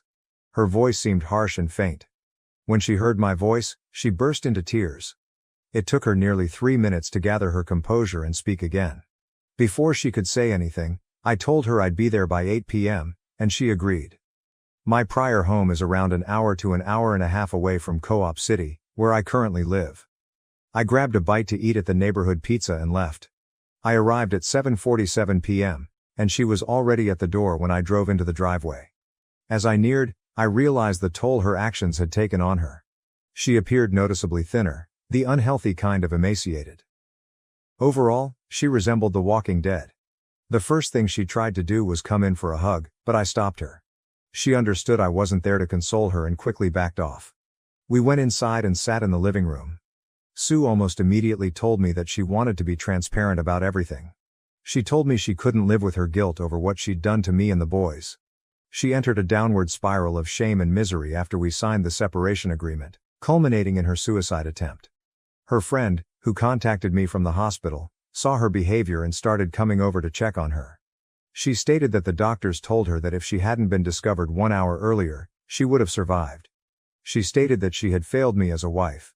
That falling for P was a mistake and that she had not backed out when she knew she was in too deep. She also apologized for sharing so much personal information about our marriage and speaking ill of me to him. She confessed she never imagined herself capable of doing such a thing. But she was. She thought she was doing the right thing, but when she discovered I was cheating, it hit her like a ton of bricks. The sensation of betrayal was intense, and she needed to leave as quickly as possible. However, it was definitely too late. She then asked when I had stopped caring. I told her the night she confronted me with such vehemence about my cheating, despite the fact that she had been sleeping with P for months. I lost all respect for her that night, which fueled my drive to follow out my plan. She told me that when she got up on Christmas morning and saw the gift I had left, she was overjoyed, until she opened it. When she realized what it was and how much I knew, she went wild and hasn't entered our bedroom since. She desperately tried to find out if anyone knew where I was, but when she went to Facebook to ask, she was scolded by friends and family for her actions. She wasn't sure how everyone knew so quickly. That's when I informed her about the remaining binders. Her shocked look was priceless. It dawned on her that I had orchestrated everything she had gone through. Her friends turning on her, her family humiliating her, and yes, even her job loss. It was all my fault. She simply fell silent and turned off after that. When I went to use the bathroom, everything was in disarray. The mirror was broken, her skincare supplies were all over the place, and the tub appeared to have not been cleaned since they took her to the hospital. When I returned to the living room, she put her face in her hands, crying. And truthfully, I felt nothing. There is no more anger, rage or sympathy. They say that apathy is the polar opposite of love, and as I looked at her, I felt exactly that. She looked up at me and murmured, "I messed up everything. I harmed us, and I don't know what to do. I can't do it by myself." I told her she had her family, the person who discovered her, and our sons, but not me. She would never do this again. I told her I came to give her closure after the pain she had put herself through, but as I walked out that door, I never looked back. P showed up shortly after. She informed me that he contacted her 2 days earlier. They spoke for a few hours, and she advised him to move on with his life, meet a younger woman and forget about her. Sue spent the remainder of the conversation apologizing for betraying me and asking, "Is this really the end?" Without hesitation, I looked her in the eyes and said, "Yes." It had ended long before I served the divorce papers on Christmas. I assumed it was my indication to leave. There were no further words exchanged since what else could be said. I left her on the couch, closed the door behind me, got in my car and drove home. It's 2:56 a.m. when I write this. I needed to convey it while it was still fresh in my mind. This concludes the Sue saga. My 17-year-old son and I have both been booked for counseling in the coming weeks. Nina and I are still going strong, sticking to our policy of keeping things quiet until my divorce is official. I'm remaining active and motivated, looking forward to a future with a woman I know will cherish and honor me, as she has for decades. It's time for me to focus on the life ahead of me. So, this is probably my last post for a while. Perhaps I'll publish an update after the divorce is official. Thank you to everyone who has supported me and wished me success. To everyone who cheered my retribution plan, I honestly wish it hadn't happened. But if I had to do it again, I wouldn't change anything, except maybe doing more to P than just firing him. And to the one person who attacked me, claiming I deserved it since I raped my wife, you are insane and, yeah, it's time to get my green ass out of here. Update. Where are things and where are they going? It's been just over 2 months since I served my wife's divorce papers, and a month since my previous update, which I said would most likely be my last. But a lot has transpired since that post, and after returning to this account and seeing hundreds of messages and responses, I decided to share what's going on. Before I continue, I'd like to convey my heartfelt appreciation for all of your compassion and support throughout my journey. I am grateful for all of the affection I've received on Reddit and from my family. First, I'd like to address a matter about which many people have expressed concern. My youngest son, who is 17 years old. He began individual counseling only a few days after my last post. I accompanied him to his first 2 sessions, and he has been going on his own ever since. He attends twice a week and it's really helped him. He is doing okay overall, but his trust in relationships has been completely shattered. The long-term consequences of his own adultery, combined with dealing with his mother's cheating and attempted suicide, have left a deep mark that I feel will take decades to heal. I also realized that his experience was worse than he had previously claimed. He discovered his ex-girlfriend making out with someone he thought was a friend, but who had only approached him to get to her. He never told me about this aspect of his breakup. My heart aches for my son, who has had to go through this at such a crucial point in his growth. You do everything you can to protect your children, but life ultimately says, no. He's decided to stay with IC for the long term, and I've told him that if he ever needs to talk to me about anything, nothing is off limits. Next up is my own IC. If you've read most of my articles, you'll see that I have an anger issue, which is odd given that I've always been a reserved and controlled man. But this entire event has certainly awakened a sleeping dragon in me, and it is a true fire breather. I have talked about everything with my therapist, and I mean everything. When I told him what I did to my ex, he was both amazed and appalled. Not what I had expected. Apparently, when prodded, I exhibit psychopathic tendencies, which is not surprising given what I have done. My sessions are more structured than dramatic, as I process all that is going on in my mind concerning my marriage's dissolution and attempt to achieve balance. Now, for the elephant in the room, Nina. I'm not sure where I would be without this woman. I never anticipated having such a loving, understanding and nurturing woman by my side to support me through this. We are still going strong, and despite our best efforts to keep our relationship quiet, it is very open within our circle. She just understands me, and has since we were teenagers. Because she understands the misery of having the person you've spent your entire life with cheat on you, she does everything she can to help me cope with my emotions. We alternated between staying in her place and mine. Her 5-year-old opposed the concept of living together. My flat is too small for 3 people and my lease is until 2022. So, for the time being, we'll continue to split time. Nina comes to my house when her kid is with her father and I come to hers when she has her daughter. Speaking of her daughter, I admire her and she has taken a liking to me. I wish I could find the words to describe how important Nina has been to me throughout everything. If you haven't read my previous entries, Nina has secretly loved me since we were sophomores in high school, but she was an ugly duckling who believed she had no chance with me.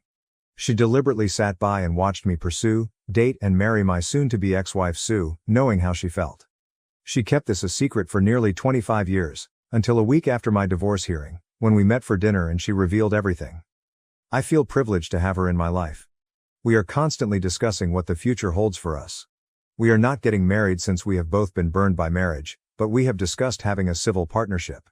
We'll probably wait a while before heading down that path, but it's evident that we're destined to be together. Finally, there is Sue, the soon-to-be ex-wife. There isn't much to tell. I haven't spoken to her since her attempted suicide. I have no idea what she is doing and don't want to know. I consider her dead. That is pretty much all. Life goes on. It's March 2nd as I type this, so only 1 month till the divorce is final. By this time next month, I'll be a free man, and I'm counting down the days until I can begin the next chapter in my life. To clarify, I made a mistake when I mentioned being clinically diagnosed as a psychopath. My therapist indicated I have sociopathic tendencies when provoked, so I assumed it was a professional diagnosis. It wasn't, it was just his professional observation. Furthermore, my 22-year-old son had no intention of causing harm to P. He expressed what he did out of wrath. Update, the end and farewell. Sue became my ex-wife on April 13th, exactly 1 month ago. My lawyer first told me that it would go through on the 18th, but because of the reduction of COVID cases here in NYC, it was pushed through a few days earlier. My lawyer, Jeff, called me on April 12th and asked me to come see him the next day. When I did, he handed me the finalization notification and shook my hand. I couldn't leave it at that, so I went in, hugged him, and thanked him for everything he had done for me. On the way home, all I could think about was watching mental movies of everything from the preceding 24 years of my life. All the memories. All the history. When I walked into my flat, it happened. When I hit the floor, all of the emotions that had been bottled up inside me came out. I hadn't sobbed like that in years, and it wasn't a sad cry by any means. My spirit felt as if it had been set free from the lowest, darkest depths. My first call that night was at 22. I kept it brief and nice, implying that it was official and that his mother and I were no longer married as of that day. He asked how I was feeling. I'm sure he could hear my voice that I had been crying, and I answered I was okay. Then 17 got on the phone and we talked for almost 90 minutes. 22 and his fiancée have done a fantastic job of caring for him, and he, like me, continues to receive treatment. I won't go into detail about what we discussed, but I will say that there is still a lot of work to be done, especially with his perspective on relationships. Nina came to see me later that night as she often did, and I certainly told her the news. She simply wrapped her arms around my waist and embraced me tightly, and I cried again. Nina reassured me, "No matter what, I will never betray you, and I love you with all my heart." I know it is all true. I may face some criticism for saying this, but I do not regret the life I built with Sue. Despite everything, she gave me 2 strong sons. But it is clear today that I chose the wrong woman. Nina has given so much in the previous 4.5 months while asking for almost little in return. She only requests that I be there for her. I don't want to go on about her, but she's my actual hero. There have also been a few unexpected events since the divorce was finalized. For example, P approached me immediately. Yes, he messaged me on Reddit. It turns out he saw the story when it went viral on YouTube and immediately recognized it as about him. Before anyone asks, I will not reveal his Reddit username. I think I've made the kids suffer enough. The first thing he did was apologize for his involvement in all of this. He informed me what the results of the binder I sent to his mother were. Essentially, he has been excommunicated by his family. His mother, as I discovered while plotting my retribution, is a devout Catholic woman, the in church 3 days a week, no mea patria spiritus sancti, type of devout. So her views on marriage are sacrosanct, and learning that her son had recently ended a nearly 25-year marriage sent her into a frenzy. She fired him the same day, and he was fired within a week of his employer receiving the binder I provided. He has been couch surfing and seeking a new job ever since. He claimed he wanted to contact me on social media, all the places he blocked me while screwing Sue, but admits he was afraid because, in his words, if I was able to find him before, I could find him again. I admit that I could have totally devastated this youngster, but I chose not to. I asked when he last saw Sue and he said he hadn't in months. Sue told him to forget about her and go on with his life the last time he spoke with her, much like she told me the last time I spoke with her. So she was not lying about it. I asked the boy some additional questions, and he was surprisingly forthcoming. I assume he was seeking some type of restitution for the havoc he had created himself. Much of what he said was consistent with what I had learnt from the text material I got. I didn't say anything. I just asked, and he responded. The talk went on for around 20 minutes until he apologized again. That's when I hit him with this. Copy and paste the following from the conversation. You're a 27-year-old man who must spend the rest of his life knowing that your own mother despises you for ending a marriage that lasted nearly as long as you've been alive. I understand you messaged me because karma is bugging you, but I will not bring you closure. When I was 27, I was building a legacy. You are currently a homeless, unemployed homewrecker. If you are intelligent, you will gain from this lecture. If you are not, you will be a disaster until you reach my age, assuming you live that long. I wish you luck, but you don't need it. You should get your act together. I completed our talk and blocked him. Clearly, this was not the kind of closure he was looking for. And I could have been much more harsh, but I believe those statements are enough to haunt him. The next significant event is Nina's transition into Mrs. Frog on May 4, 2021. Over the last 2 months, we've had extensive discussions about where we want to go. Nina made it abundantly clear that she has no intention of ever being with anyone other than me, and she desires my namesake. She wants to be my wife and has asked me to adopt Anna, her daughter. I've said it before, I adore this kid. She's 6 years old now, her birthday was last month, and she idolizes me.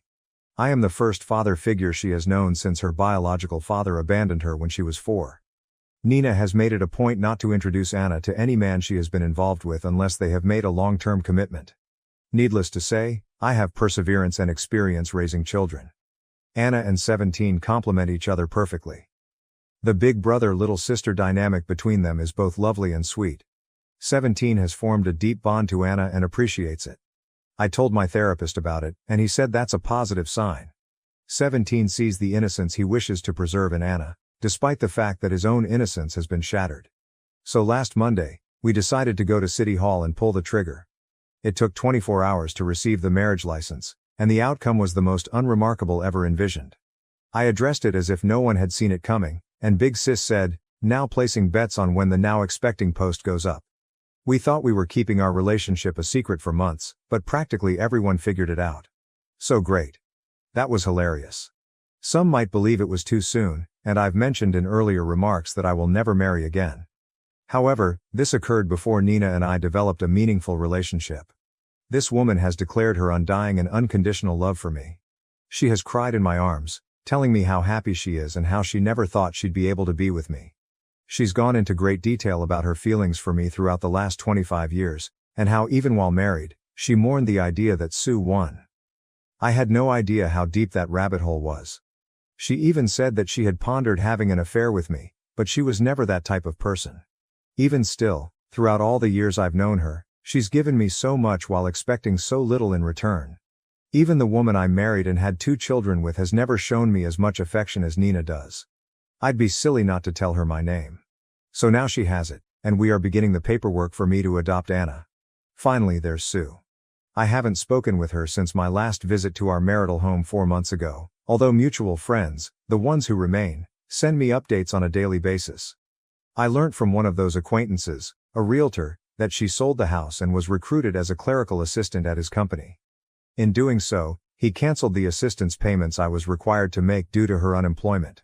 She currently lives in a little apartment near his office, which he also helped build. She is still functional, but she is a shadow of the woman she once was. She has acquired little weight and keeps to herself. She comes in, does her work, and rarely interacts with anyone other than him. Most likely since her work-related socializing is where it all started. The last time I heard from her was at the end of March, when I thanked him for watching out for her but advised him that I didn't need any further information. She's no longer my problem. I'm almost certain she knows about Nina and myself, as numerous of our surviving common friends have mentioned us. With 17 just a year away from becoming a legal adult, I have no need to speak with her again, and I won't. And that's it. My journey through betrayal, vengeance, attempted suicide, and mental pain is complete. I'll answer questions and leave a few remarks, but after that, I'm returning to the swamp to live with my new frog bride and her tiny tadpole. Thank you to the thousands of people who have offered me advice, best wishes and compliments during this process. The opportunity to tell my story and help others dealing with the pain of infidelity has humbled and blessed me. I enjoy the new friends I've met on Reddit. I never imagined meeting such attractive people in a place where blatantly negative things might be spoken. Keep it green and pleasant. Reddit. My husband abandoned us to see the Grateful Dead's final show, leaving me and the kids broke. I've decided to plan our divorce. Am I the asshole? My husband is a deadhead. His entire identity is built around this band and he's seen them and their various incarnations over 50 times. Normally I don't mind, but 2 years ago I was in an accident that left me unable to work. I now receive a tiny disability check once a month for it. He works, but it hasn't been easy with the cost of everything skyrocketing. My disability check doesn't even cover the full cost of our rent, even though our rent is the lowest in our area. Long story short, Dead & Company is made up of what remains of the Grateful Dead, and this is supposed to be their last tour. We live on the East Coast, where he's already seen them twice, which was already more than we can afford, but a few days ago he took out a loan and bought tickets to go see their final show in San Francisco along with round-trip air and hotel and whatever else he needs out there. Me and the kids are left with $10, some pocket change, and what feels like a very big fuck you. School starts back in a month and the kids both need school supplies and clothes. I could name 1,000 things we need, things that we're going without while money is tight, but this is what he chose to do. We're not going to starve over the weekend, but I don't even have enough money to go get them a pizza while their dad is having a blast on the other side of the country and hanging out with his online Deadhead fam. I understand that this band means a lot to him and I tried to be supportive of that, but I feel like he's crossed a line here. He refused to talk about how much all of this is costing us, but when I looked up the cost of concert tickets, flight tickets, hotels, transportation and food, the bare minimum figure I get is still around $1,000. It could very well be and probably is a lot more than that. I've supported him through a lot of things, but this weekend, while he's off having fun and leaving us to fend for ourselves, I'm slowly planning my divorce. I'm playing nice while I get all of my ducks in a row, but this is it for me. I'm tired of watering down essentials like shampoo or laundry soap, living off rice and beans just for him to turn around and take out a loan so he can go to a show all by himself across the country. Edit to say I commented somewhere below to let everyone know the current plan. Apologies if you have to scroll to find it. OP adds an update to a deleted comment. You guys, I wish I had the time to thank you all individually for the overwhelming support I've received here. I really was not expecting that when I posted. Even though I'm dealing with something so fucked up, I feel so much better than I did a few hours ago, knowing there are so many decent and kind people out there, so thank you for that. I mean it. As for everything else, divorce is inevitable. He might not be a total monster, and I'm sure on any other day I would have been able to tell you 1,000 different things that are good about him, but this is a huge betrayal and I just don't see how we're going to come back from that. We're only barely making ends meet now, and this one single selfish act of his leaves us thousands of dollars in the hole overnight. I'm occasionally capable of small miracles, but pulling money I don't have out of my ass isn't one of them. It's the weekend now, so I won't be able to even think about speaking to a lawyer until Monday at the earliest. I wish I could say I'm packing up now, but the reality is I'm stuck here, at least for a little while.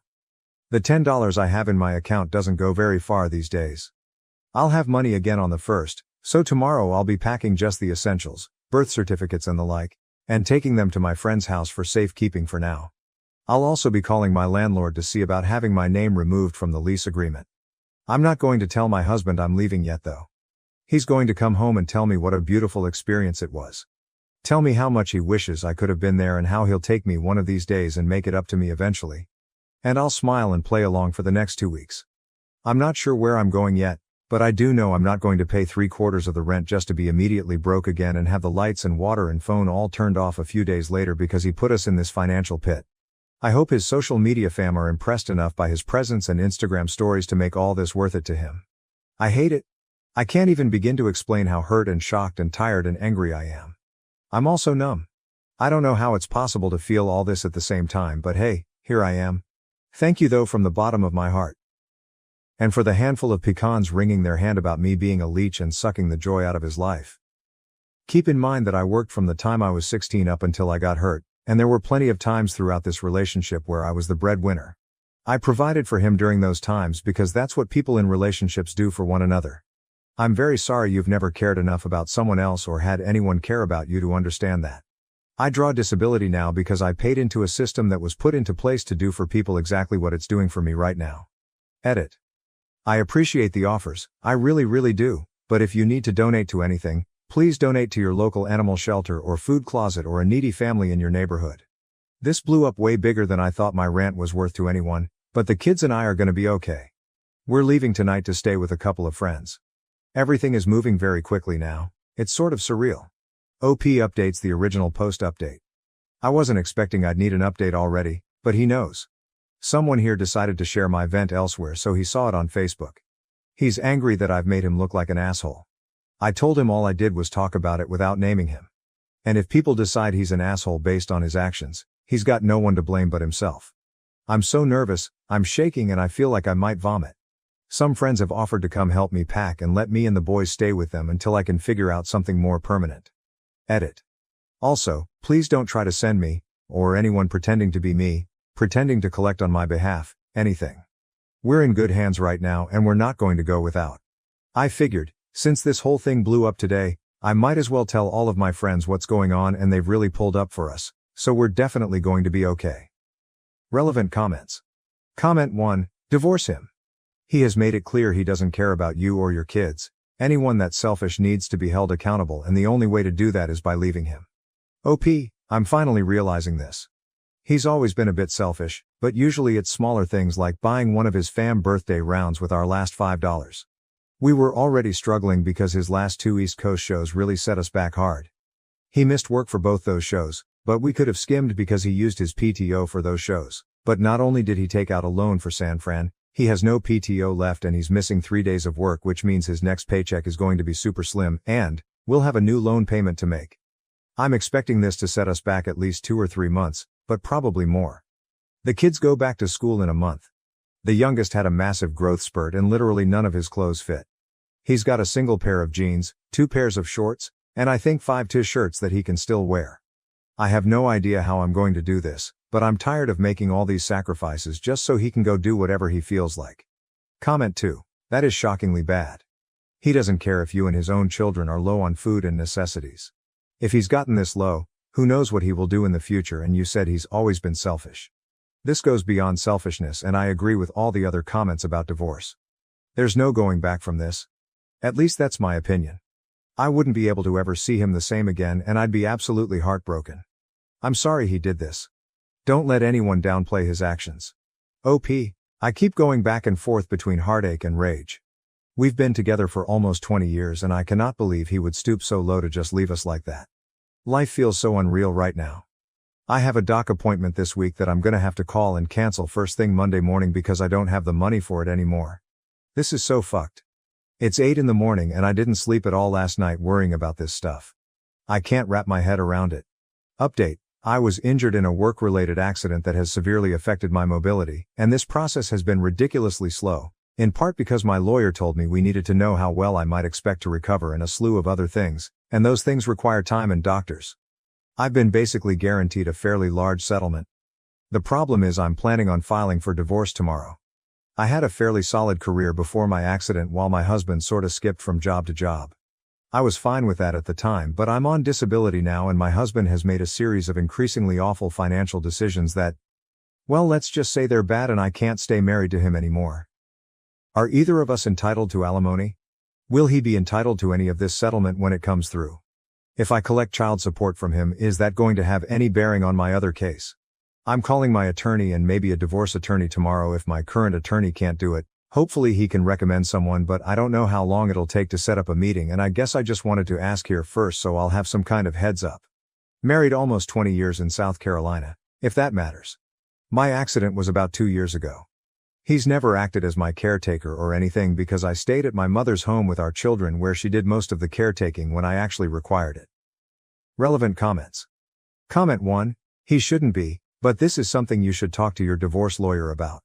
They'll have far more information and the steps you will need to take to protect yourself and your kids. This is a little above Reddit's pay grade. OP.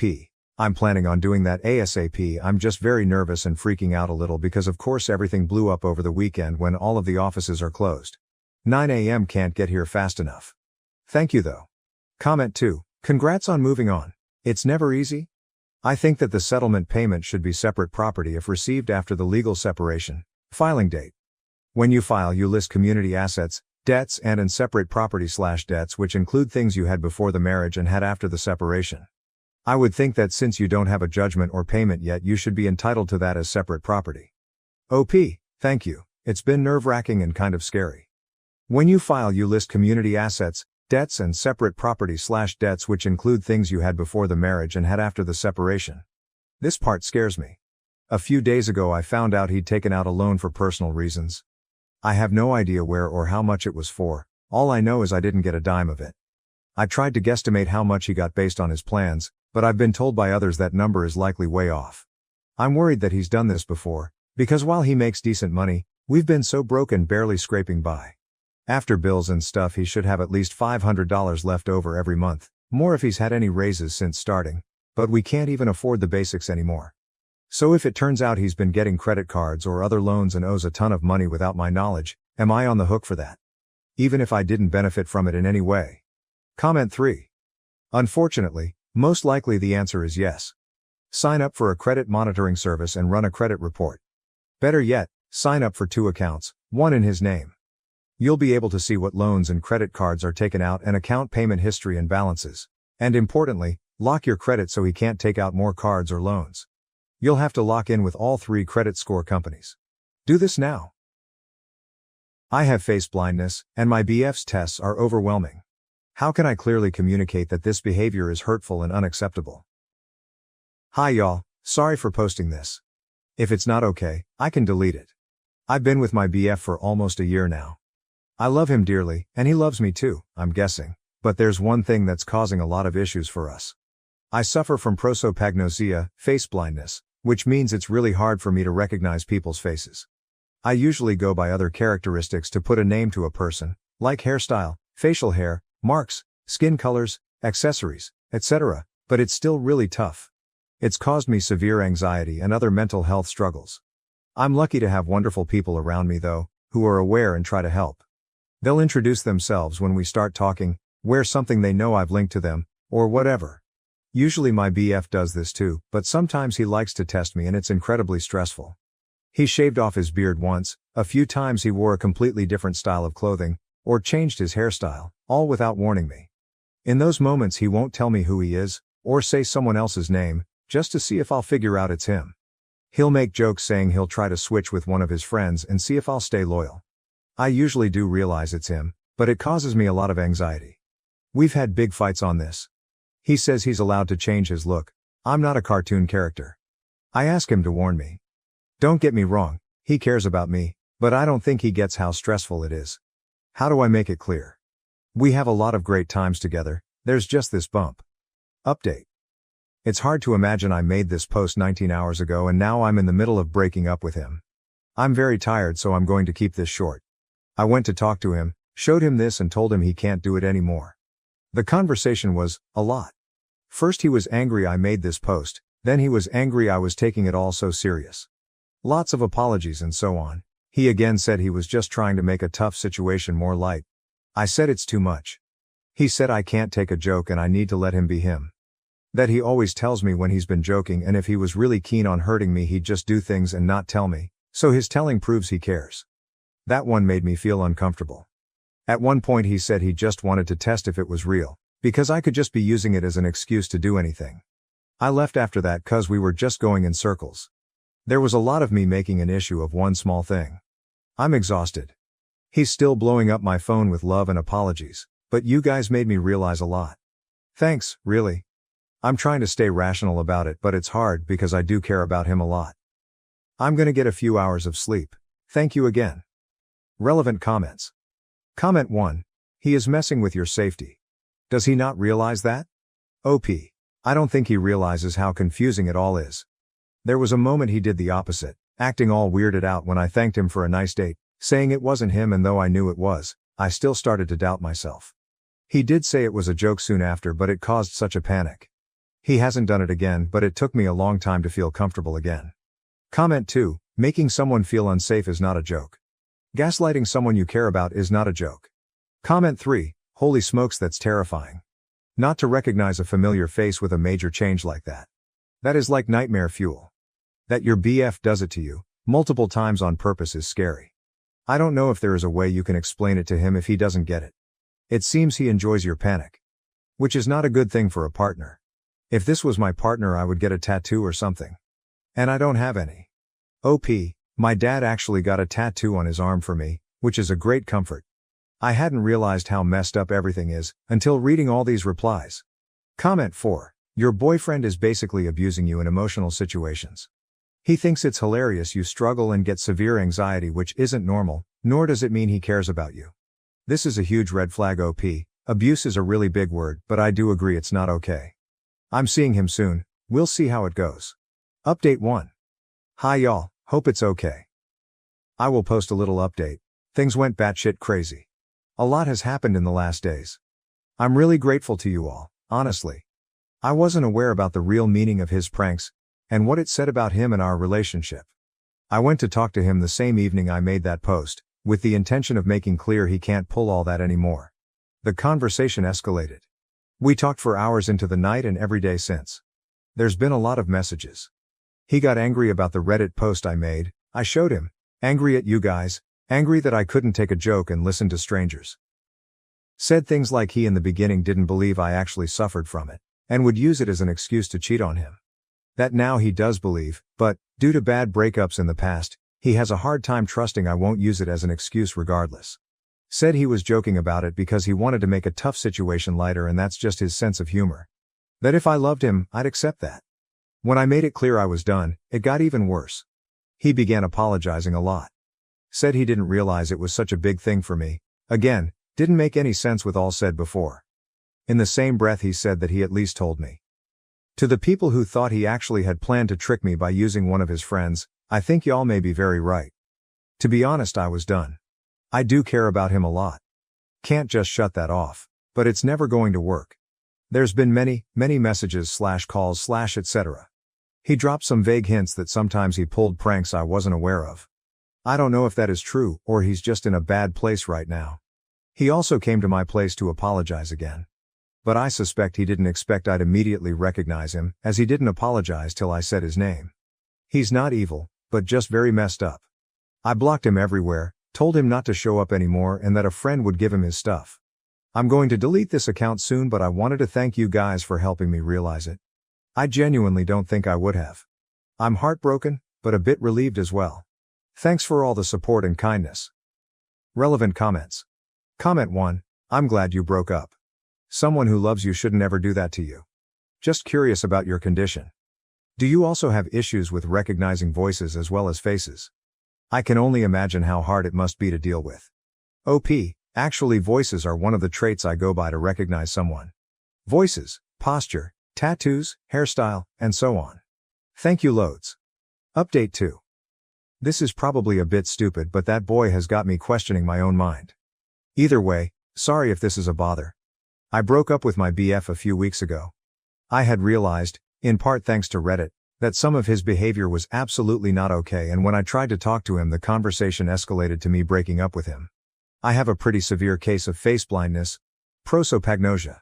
It means I can't remember people's faces and go by other characteristics to try and put a name to someone. Voice, hairstyle, posture, etc. People around me know and introduce themselves when we meet and other things to make it easier. I have a lot of anxiety because of it. He used to try and test me, which gave me a lot of stress. Changed up his look without warning to see if I knew it was him, and a lot more. He called it pranks. He is a jokester. So we broke up. It's been a lot. He'd been calling or messaging non-stop with both apologies and non-apologies, till I blocked him. In moments of a lot of emotion I said things like I never wanted to see him again, and he'd reply that he was hurt, that I wouldn't even know if it was him and I was lucky he wouldn't do it. Made me feel icky. He contacted me again yesterday, through a new account, saying he just wants one more face-to-face conversation, if only to give him his stuff that is still at my place and get some closure so we can both move on. I said my plan was to get a mutual friend to bring it over to him. He was hurt. He did seem a lot more calm than before and told me we were together for a year, he just wanted one conversation after I suddenly broke things off. That he had some time to process now, etc., and that he doesn't understand how he suddenly, after a year of loving each other, became so evil I couldn't have one chat with him. But I don't feel good about it. My gut is telling me this will not be a good conversation. My worst fears are telling me he might play a trick to prove some point. AITA, if I don't reply anymore, just say no. Edit. I didn't expect all these replies. I hope it's okay to respond like this. Thank you all, really. I think I knew already but somehow started to doubt myself. The past weeks have been a lot. I really appreciate and need these words. I'm ready for all of this to be over and done with. Also just a little thank you in general. Reddit's been a wonderful community and it's helped me a lot. Update 3. It's been a wee bit, and since I'm still getting messages about this, I thought I'd just give one big update for this. So more than a month ago I broke up with my BF because he kept pulling pranks involving my face blindness. I can't recognize faces and am dependent on other aspects to recognize someone, And even then it's still confusing. After that he'd been bugging me that he wanted to meet up, so we could get some closure. My gut was telling me not to, but I felt guilty. With you guys' advice, and my own gut feeling in mind, I decided not to go. I asked a friend, Roger, to go bring him his stuff and kept him blocked, including blocking the new accounts he'd made. Roger came back with a letter from him, to me. The letter in itself was apologetic. He even said he was grateful for our time together and took full responsibility. It ended with him saying he'd respect it if I chose not to reply or message. Honestly, a lot of very respectful words. I still decided not to get in touch. Still trying to get over the breakup myself. But I did appreciate it, till I found out he wasn't letting go like he said. Roger and some other mutual friends let me know he was asking them about me. A lot, if I had read the letter, if I was seeing someone else, already. And so on. Couple of days ago he showed up at my place. He was clearly not sober and upset. He just seemed so broken, so I, stupidly, let him in. For a while he was just being miserably nice, while I got him water and stuff. But the more sober, the more angry he got. At that point I messaged basically everyone I knew to come. I didn't think he'd hurt me, but I didn't feel comfortable being alone with him regardless. Among the many accusations of me not even having the decency to reply, that I clearly never cared about him and that I was a horrendous person, he told me I cheated on him and didn't even know it. So how could I blame him for not trusting me?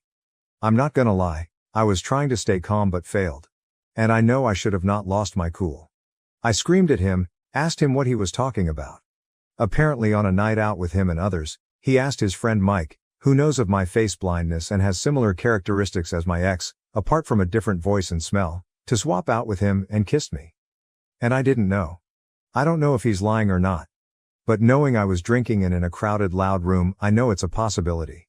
Especially since Mike tried to kiss me another time, though then I immediately realized it was him and lost my shit at him. When I told my then BF, he was more angry than I had ever seen him, so IDK if the time was a plan as well or not. Either way Mike is a disgusting human. I know it's just a kiss, but it did make me sick to my stomach just thinking about how they might have played me. I told him to get out, he didn't. Luckily it didn't take long for some people to arrive and get him out. I'm endlessly grateful for the people I have around me. I'm staying at my parents' place now, took a break from work and am looking into therapy. My mom and dad, who got a tattoo years ago just so I would never doubt it's him, are treating me like a princess and reminding me of the kindness people deserve. Haven't looked into a restraining order, but might if it continues. Thanks to you all for helping me see what's right in this situation. Reddit has been a wonderful community I am very grateful for.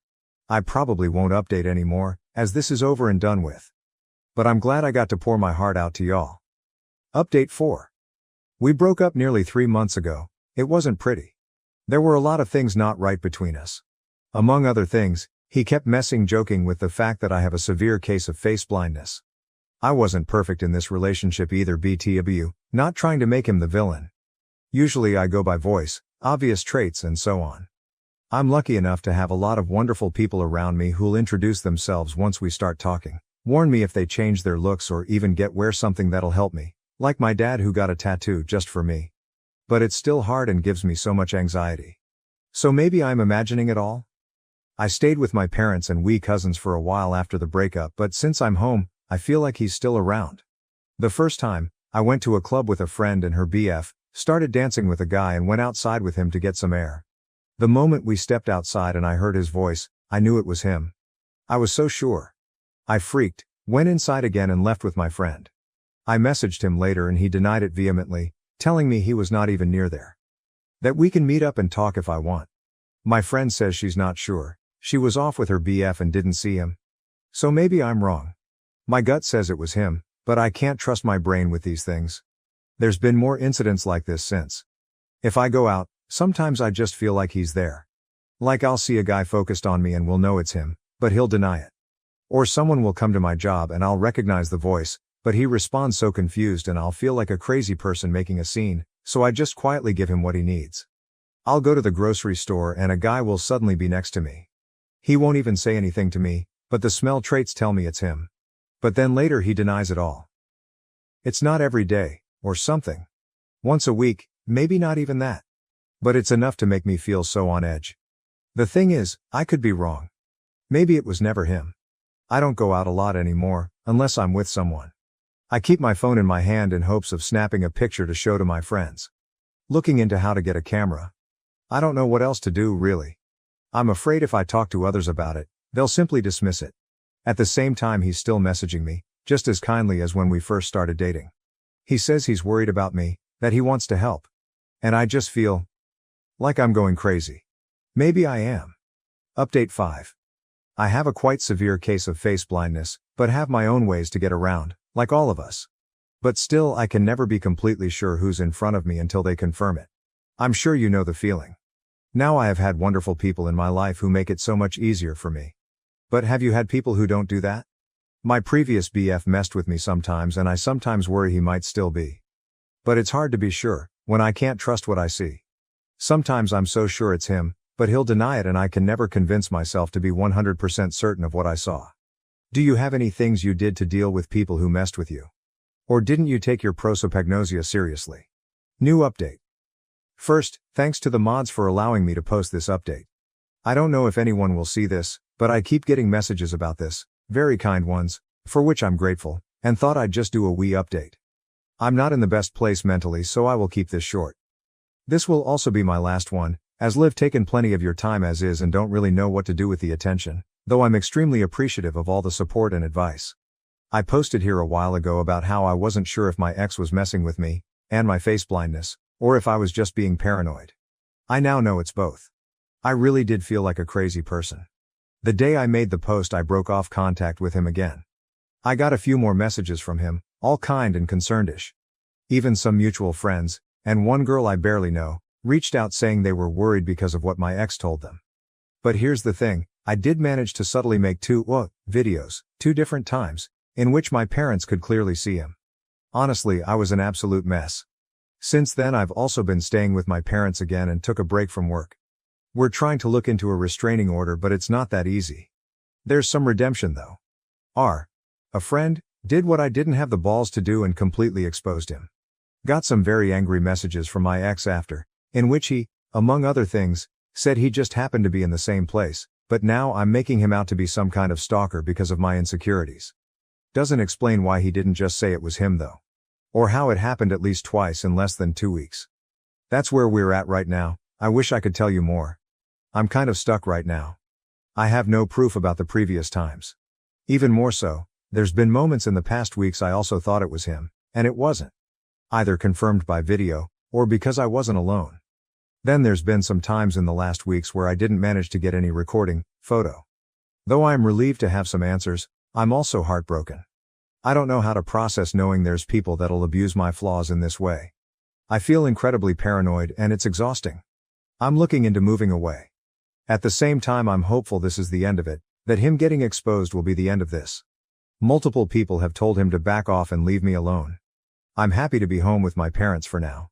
I'm safe, thanks for all the advice. Relevant comments. Commenter, dude is an abusive psycho. Put him on blast. He has serious mental problems.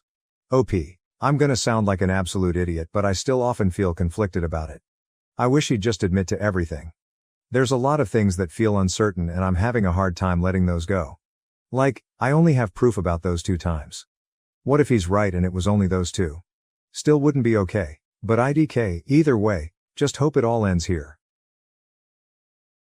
Am I the asshole for telling my friend, who is vegan and doesn't drink, that I'm tired of catering to her choices? My 50F friend Lauren, 46F, is a vegan who doesn't drink. That's awesome, and I have no issue with that. The problem is that she is part of a small group of friends who don't get out very often, but when we do, it always has to be limited due to Lauren's choices. We live in an area where our food choices suck to begin with, so having to go to eat where she can be satisfied is very limited. There really isn't much to do otherwise at night. In addition, she gets upset when any one of us eats something that has an obvious meat to it. For example, she doesn't say anything if we get a soup with chicken or something, but if we ordered a hamburger she would cause drama.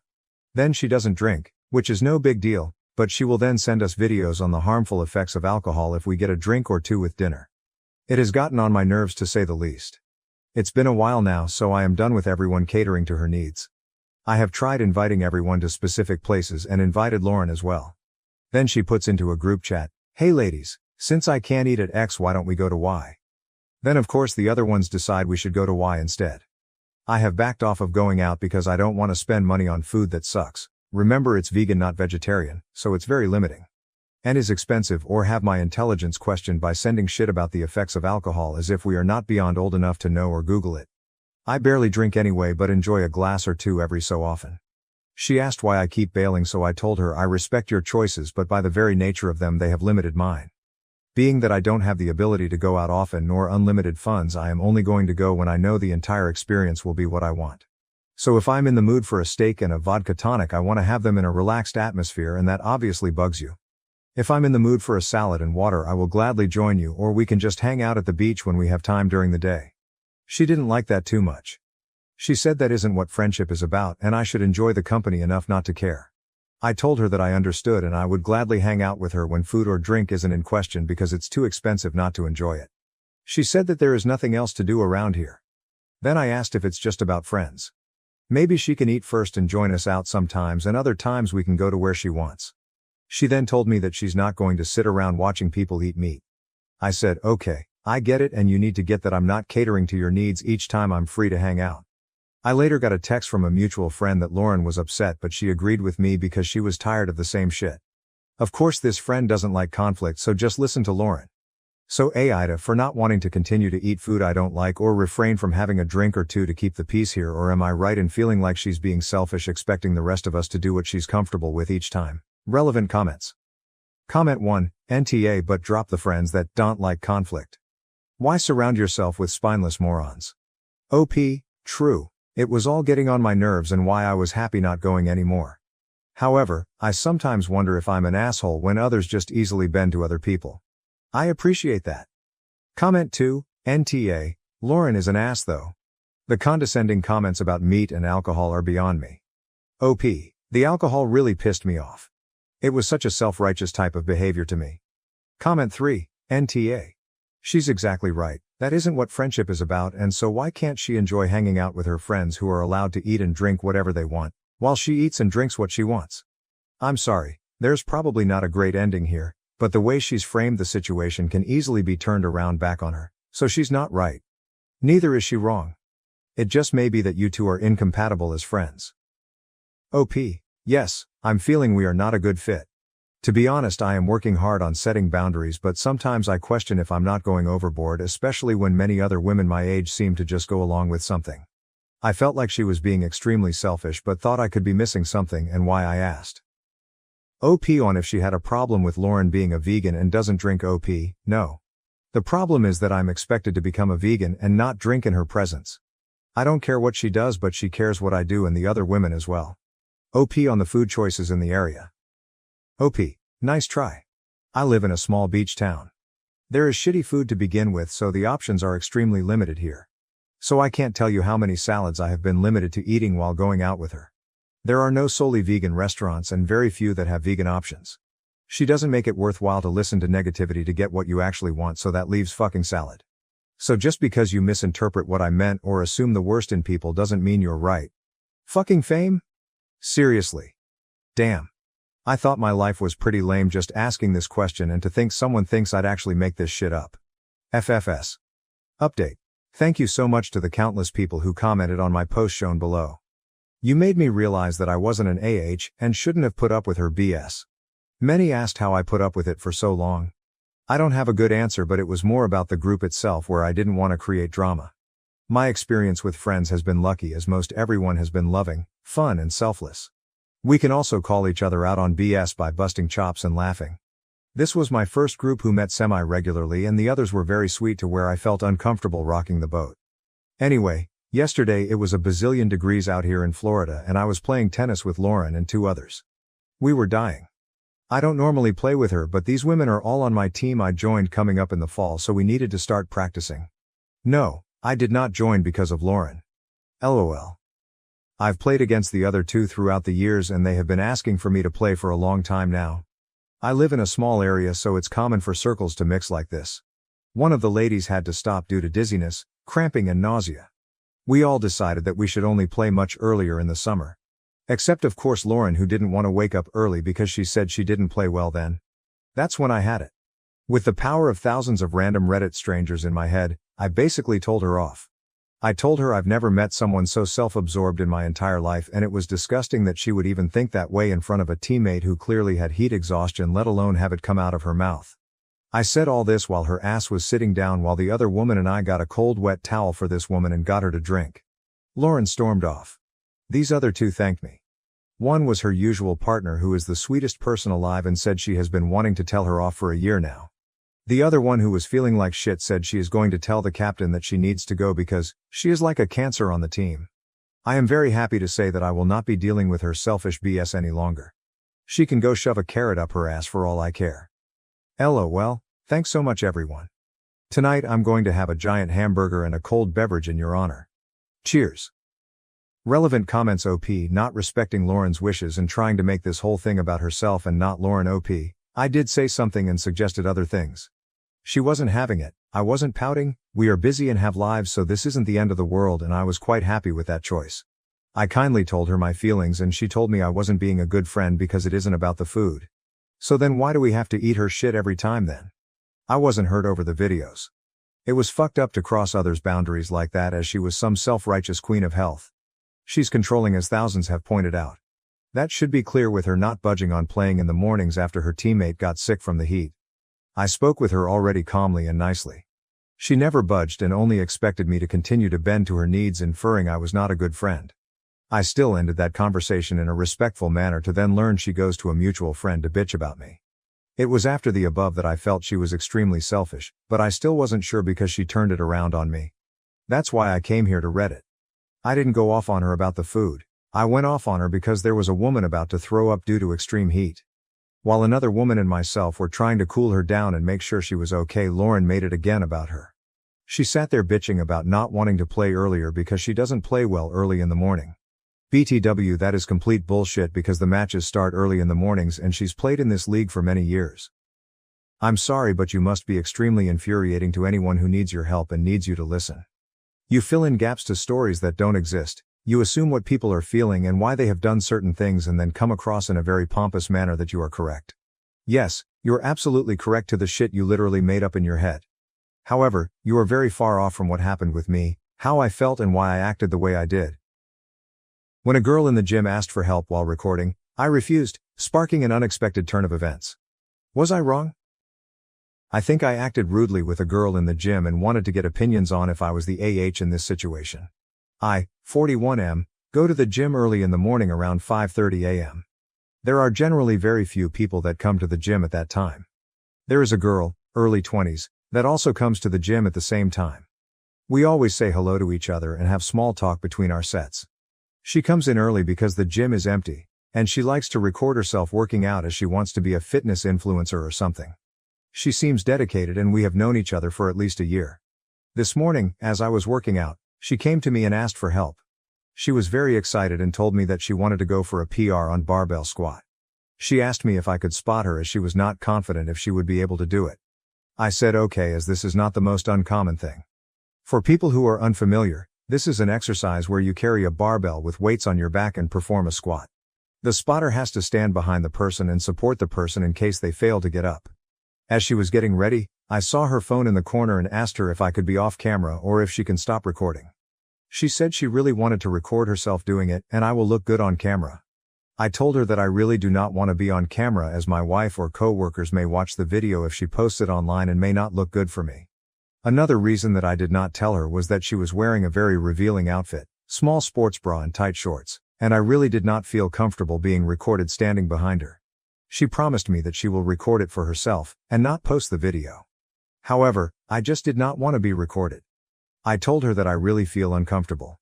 And if she waits for 30 minutes, one of the trainers may be able to help her. She became really upset and asked me why I'm making the situation weird. She accused me of sexualizing her. She asked me if she was a man, would I have done it? I felt she had a point, as I have done it for other people. I told her that I would be okay doing it, but I just don't want to be recorded doing it. She again went on a rant about me body shaming her and me being uncomfortable with her perfectly fine outfit. I felt bad that I upset her, as she was just trying to work out. I have also asked people to spot me in past, and people always helped. However, I just did not want to be recorded. Am I the AH to refuse to spot her because she was recording it?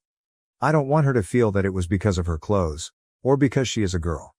However, as a married man, I need to observe some boundaries and really don't want to be recorded in that way with a girl half my age. I am also worried that she recorded our whole conversation and may post it online.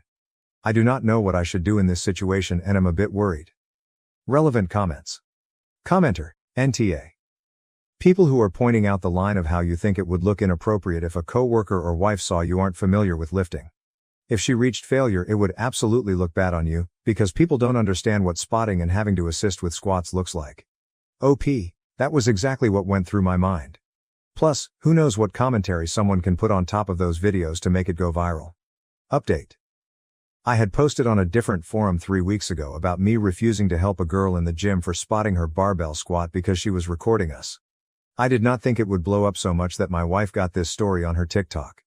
What happened after was pretty unexpected and my life is a bit absurd right now. I was worried that she would post our conversation about me refusing her help online and show me as the bad guy. I told my wife about the conversation, and she said that she has seen posts where young girls do add nasty voiceovers and make men my age look like creeps for views. My wife told me that I should just complain to the gym management about her for recording me without my consent, just to get ahead of things. When I went to the gym next week, I saw her again. I tried to keep my distance, but she kept on smiling at me. As I finished my sets, she came to me and asked me if we could talk. She wanted to apologize for her behavior from the previous day and how it was wrong of her to assume that I would be okay with her recording me.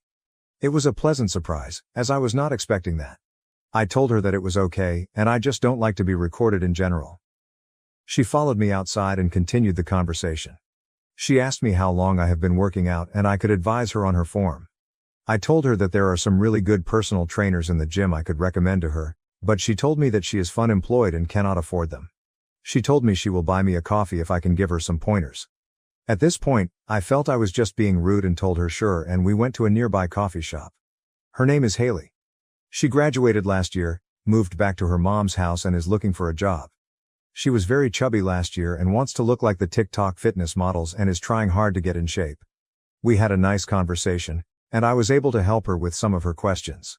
She already knew my name and asked me if my wife would be okay if she follows me on Instagram. I told her that the main purpose of that account is for my wife to spy on my friends' lives, so I generally don't use it. She asked me if I use Snapchat, and I had to remind her that I am twice her age. This is where it got crazy. When I came home, I told my wife about what happened. My wife loves her Reels and TikTok and wanted to see if she ever posted the video from the previous week. I only knew that her first name was Haley and how she looked and told my wife about it. When I came back from work in the evening, my wife was already home and sitting on the sofa. She was grinning ear to ear and told me to immediately sit next to her.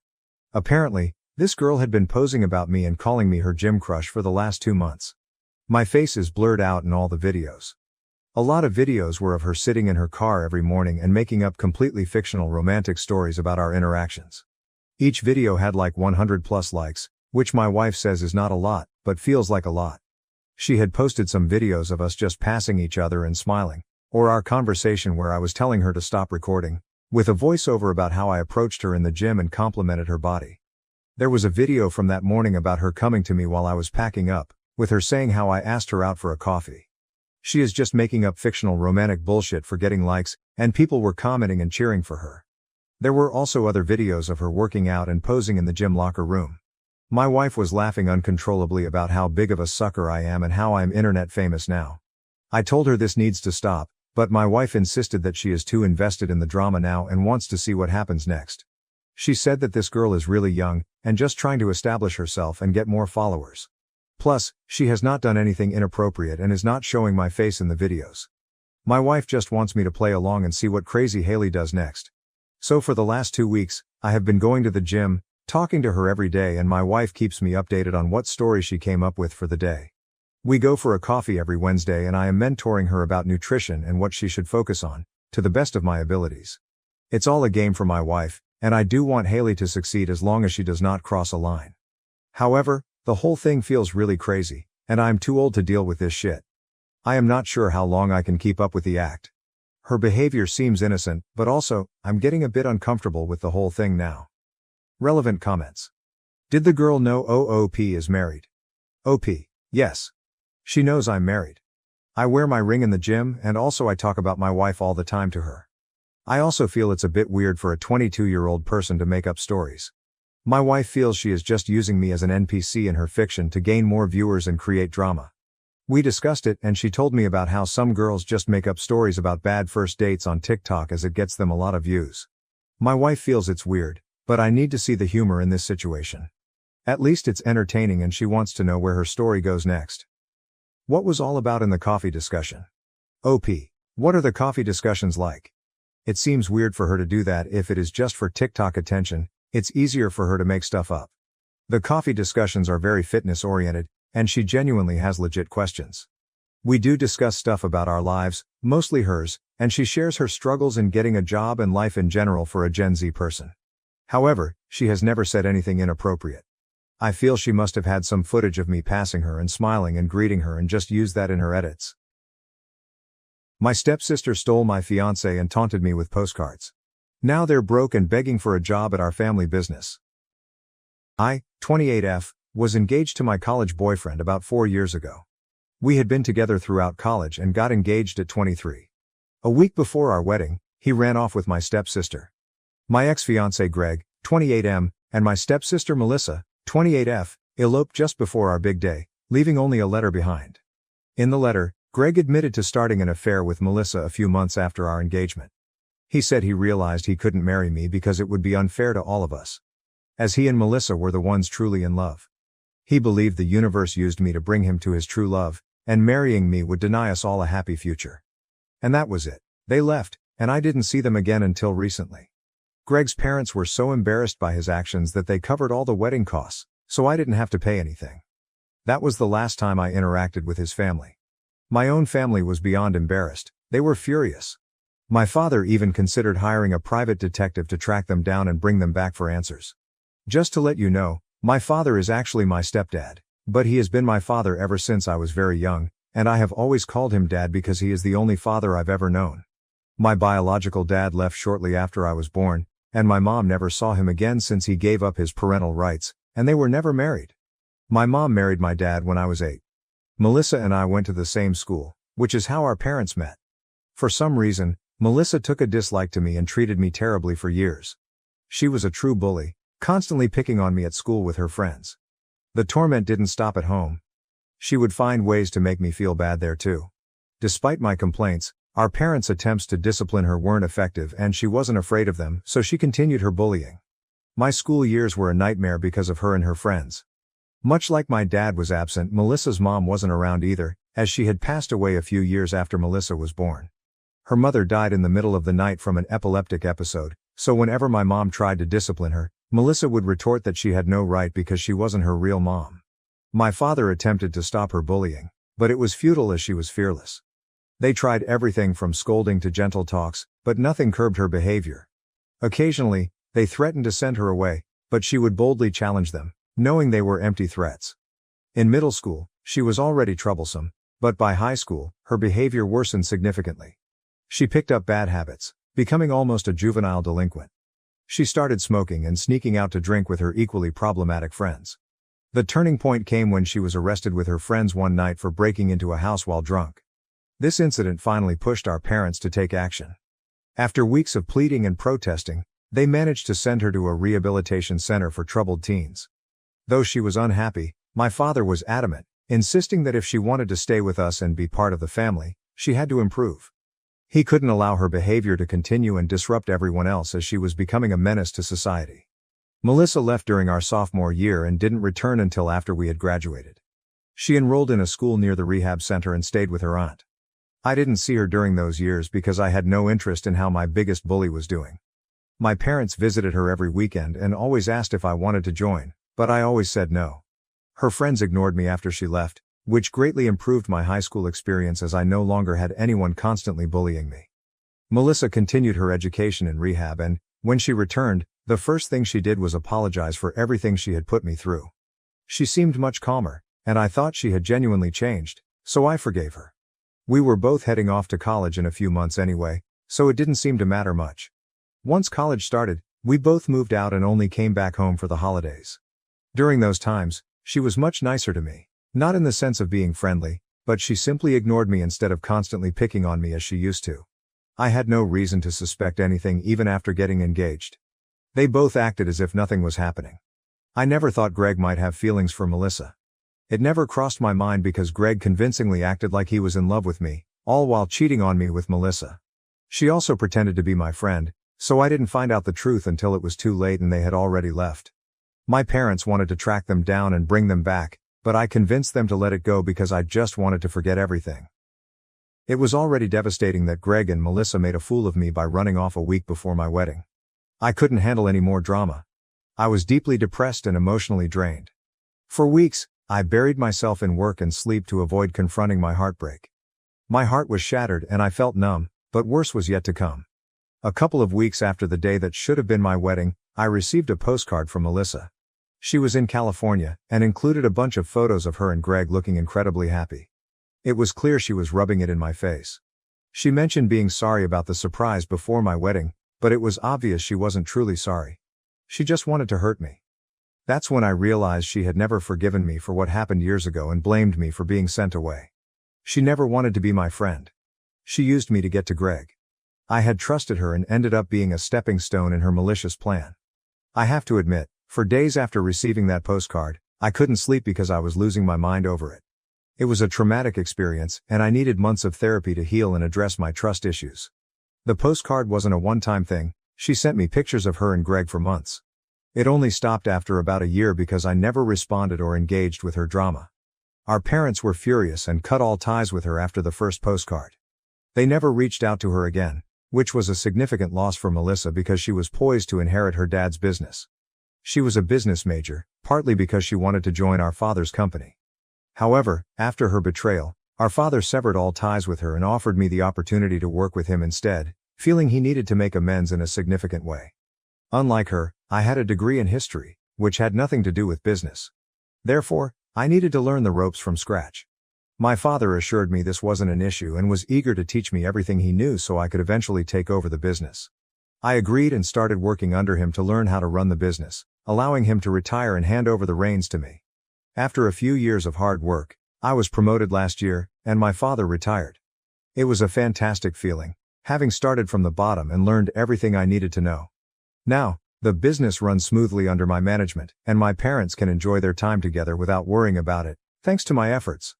For a long time, I immersed myself in my work, which helped me move on from Greg.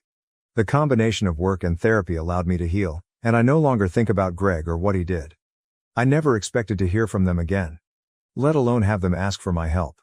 It would take a lot of nerve and a serious lack of common sense to ask for my help after betraying me, humiliating me and flaunting it. Yet Melissa and Greg must indeed lack sense, because that's exactly what they did a few days ago. It was the weekend, and around lunchtime, my doorbell rang frantically. Thinking it was the pizza I ordered, I didn't think much of it.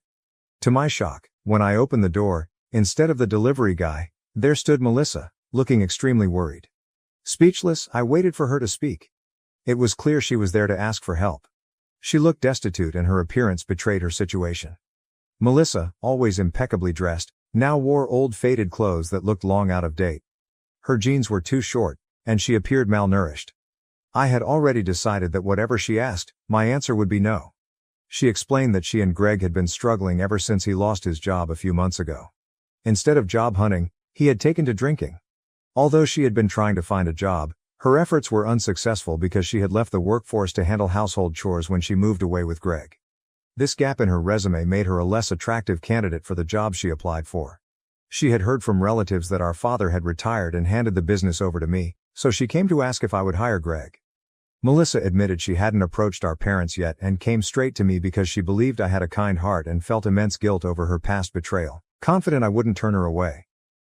Now that she needed my help, her entitlement was so absurd that I laughed in her face and told her to apply elsewhere because I don't hire cheaters.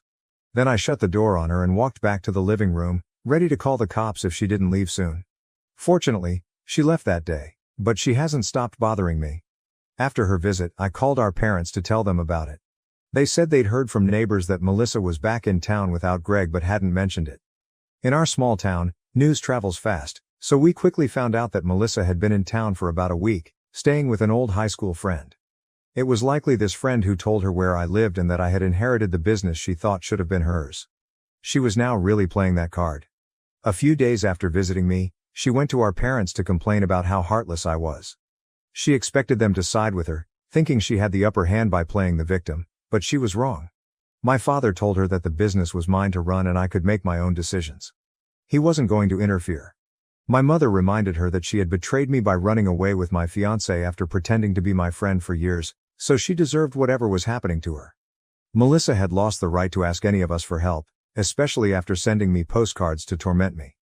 She tried to defend herself, saying it was all in the past and she was a different person now, but my parents told her to leave, wanting nothing to do with her anymore. She threw a tantrum, accusing them of always favoring me and treating me like the golden child while ignoring her. My father responded that he had made more allowances for her behavior than any other parent would, but she insisted it still didn't matter. I had everything she was supposed to have, including the business I was flaunting. She claimed it wasn't her fault that Greg fell for her and chose her over me, yet she felt she was being punished for it. She said the postcards she sent were sincere apologies, not attempts to torment me. Honestly, I haven't stopped thinking about her words since my father told me. It's true she was supposed to inherit the business and be in my position, but she lost that because of her own actions, not mine. I never asked my father to cut her out and give me the business, he did that on his own. It seems unfair for her to blame me. She also accused me of being the golden child, which isn't true, but I can see why she thinks that. She believes she was sent away because I complained about her bullying. It's a big deal for a parent to decide to send their child away, and I know it was hard on my father. But again, that's not my fault. If he hadn't intervened, Melissa might have ended up in even more trouble because of the path she was on. I also doubt her claim about the postcards being genuine apologies. She was probably just trying to cover up her intentions. I feel sorry for her because her husband turned out to be completely useless, and now she has to bail him out. She even came to me for help, which must have been incredibly hard for her. I regret how I treated her before. I have everything now, and she has nothing, so I can't help but pity her. That's just who I am. Besides, it's been a long time, and I'm tired of holding on to this grudge. But I also don't want to help her. I can offer my sympathy, but I don't want to hire them or give them money. I think it's enough that I even feel bad for her after everything she put me through, which most people wouldn't do. The only reason I feel bad for her now is that this business was supposed to be hers. Now that I'm in a position of power, I'm finally getting back at her. And it feels wrong. Maybe it's because of what she said about me being the golden child, or maybe it's just imposter syndrome, but I feel weird about this. So am I the AH for refusing to hire my ex-fiancé, who eloped with my stepsister, now that they're struggling with money and need help? Update. I was at a loss and the comments here only made things more confusing. Some of you thought I was right to turn them away, while others claimed I was always the favored child, causing Melissa to act out. This wasn't as helpful as I hoped. I decided to talk to my parents, as I've always sought their advice when facing problems. They assured me I had no reason to feel sorry for Melissa. They said everyone had gone above and beyond to help her become a better person, but if she wasn't willing to change, there was little we could do.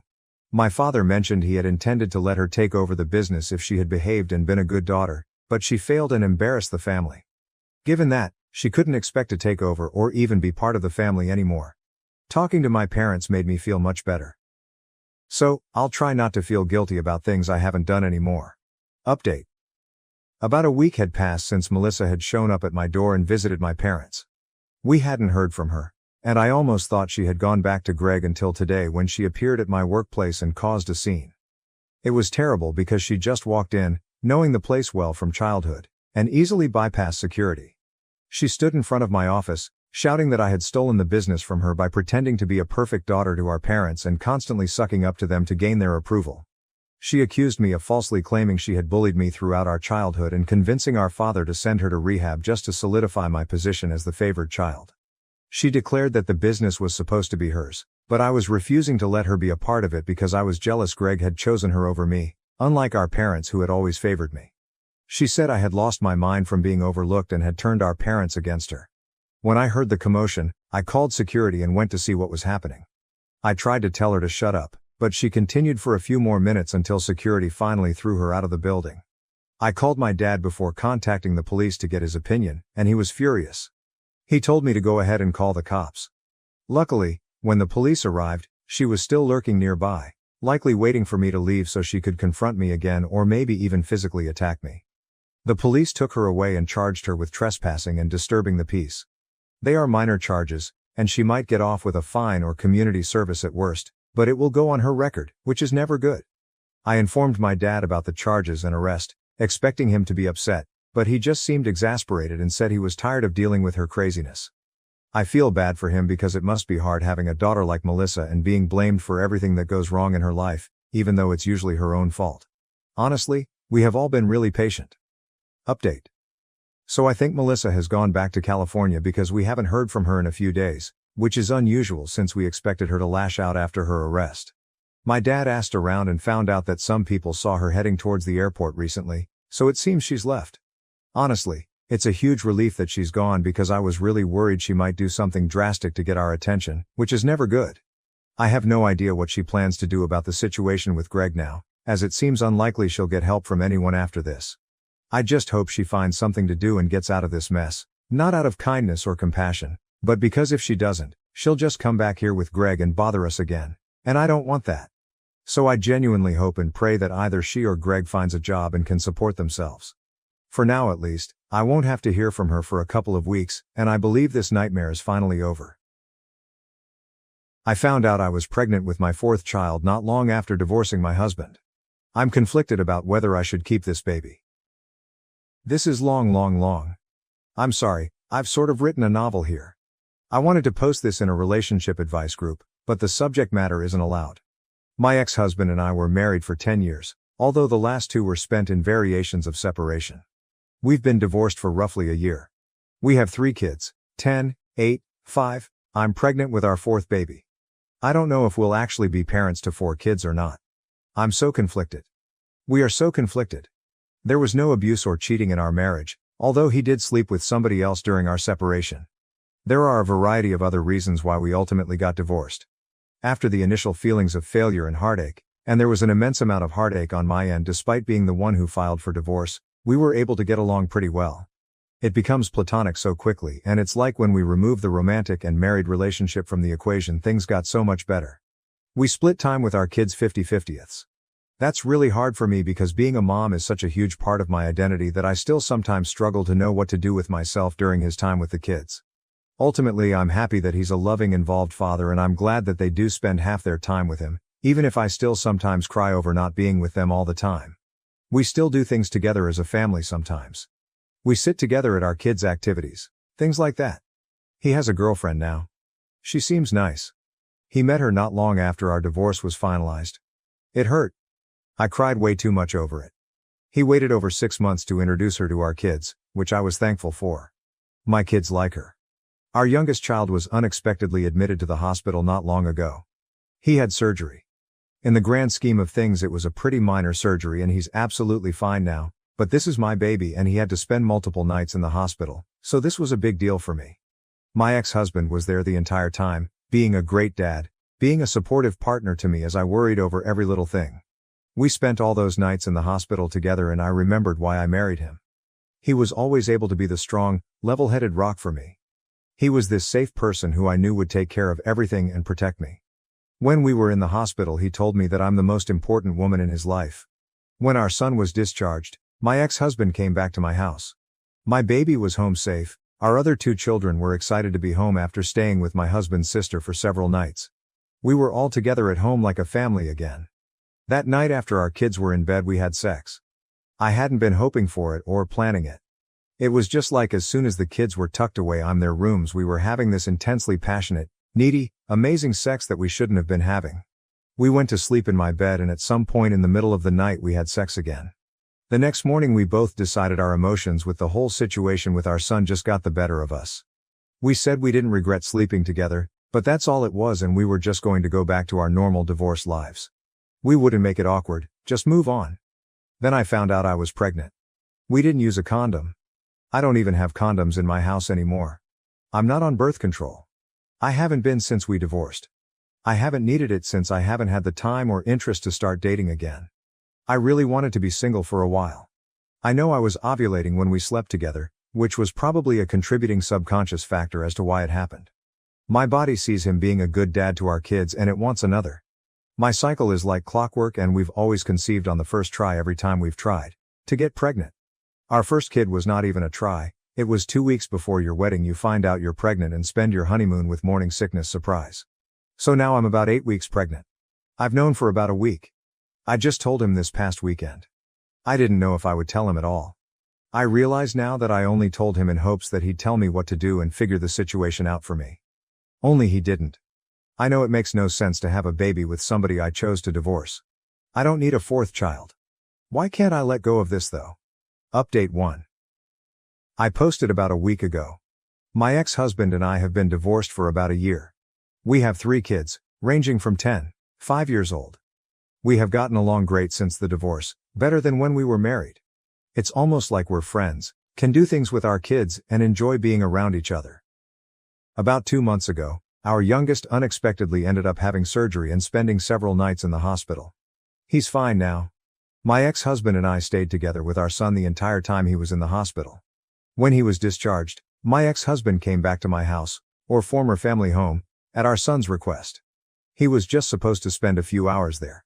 Help our son get settled, then go home. However, I guess all of the emotions and being together as a family in our former shared home got the better of us and we ended up having sex twice that night. Now I'm 9 weeks pregnant. I wasn't on birth control, was on it until after our divorce was finalized, but have been intentionally remaining single for a while and not involved with men in any way, so was giving my body a break from birth control. Initially we were undecided about what to do, but as of last weekend we made the decision together to have the baby. It feels sort of crazy to me. Definitely not a situation I ever imagined I'd find myself in. I already picture this baby looking just like our other kids. I guess that's why I struggled with the idea of not continuing with the pregnancy, which I know isn't really a valid reason to have a baby. This is probably the last baby I'll ever have. I'm 39, so even if I were to meet a man who I trusted enough to want to have a child with and a future with, I'll be well into my 40s by then. I plan to be very picky, but I'm not even at the point of wanting to find somebody new yet. We're not getting back together, for now. We get along great when we're not married and living in the same house. We feel it'd be irresponsible to all of our children to attempt to get back together right now because of this. Chances are higher that we'll be able to co-parent this baby successfully if we live separately. However, we are committed to working together to do what has to be done to take care of the baby when he or she gets here. Our kids are doing so great right now and they seem very happy and secure with the current setup of our lives and homes, so we want to stick with this for now. I don't know if I really understand what I'm getting myself into. Our other kids were all born into a marriage and a 2-parent home. I know that sharing custody of a baby will be a lot different than the kids going back and forth between homes. I might be feeling too positive about it, but I think it could work out fine. The new baby will just see this as normal, right? Next thing to worry about will be having to explain this to everyone when we tell them. My family and friends will get over it, but I'm especially concerned with explaining it to our kids. I'm worried our oldest won't take the news well. She also knows what sex is and how babies are made. And for everyone concerned about his girlfriend, she's not his girlfriend anymore. Top-rated comment: these two are 100% getting back together within a year and then breaking up again in another. Update 2. Several people have asked me for an update on my situation. My ex-husband and I are having a baby. My other posts are on my profile. A recap is that we were married for 10 years, divorced for almost 1.5 years now, and have 3 kids together. We slept together twice during a stressful family time and I ended up pregnant. We've since admitted we are both still in love with each other, but have not actually declared that we're back together, mainly for the same of our kids. I last posted toward the end of January. I'm 28 weeks pregnant. We're having a little girl. As far as the pregnancy goes, it's been like a textbook pregnancy and so I feel pretty good. Just more tired than I ever remember being during pregnancy before. My husband and I continue to live separately and share custody of our kids. We each have them 50% of the time. They're all aware that we're having a baby and none of them seem to be deeply confused or emotionally damaged by their divorced parents having a baby together. We explained it in an age-appropriate way. Our oldest child was more grossed out that her parents had sex than anything else, since she now understands what sex is and how babies are made. We've been involved with her quite a bit and she's excited now. I even took her to one of my appointments. She's excited to have a baby sister and she understands that mom and dad love her and her siblings, that we love this new baby, and that we love each other as people and as parenting partners without actually being together as a married couple in one house. Meanwhile, my husband and I have started to attend couples counseling.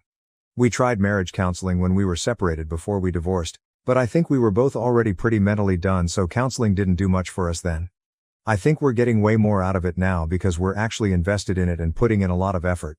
Sometimes I feel great after a session, and at other times I feel not so great and am reminded of reasons why we divorced. Overall, I think it's a good thing for us no matter what happens with our relationship. We've been sleeping together for the last few months. We already agreed that we won't be seeing other people at this time. I wouldn't be saying this while pregnant anyway, and it's not as if I'll even have time with 3 kids and a newborn. We agreed that we will not open ourselves to being with other people while we are working on our relationship and before that conversation is had between us. We are carrying on just as we have been since our divorce, as far as our kids are concerned. Dad doesn't spend the night at our house. We do things together as a family sometimes, but we were doing that even before anything was rekindled between us. We're not acting as a couple when we're together as a family. We're friendly with each other, but there is no holding hands, kissing, etc. Our main concern is our kids. We refuse to say we're back together. If we officially get back together, we really want to feel certain that it'd be for the long term, that we're ready to commit to that. We don't want to give our kids whiplash or do anything to make them insecure about our family. We would like to get to that point, but we aren't there yet. I think if my husband had his way, we'd be there. He's ready to say he's there now. He'd love to move back home. But he understands and agrees with my reasoning. I'd love for him to move back home too, based only on emotions. We both have things to work on, separately and together.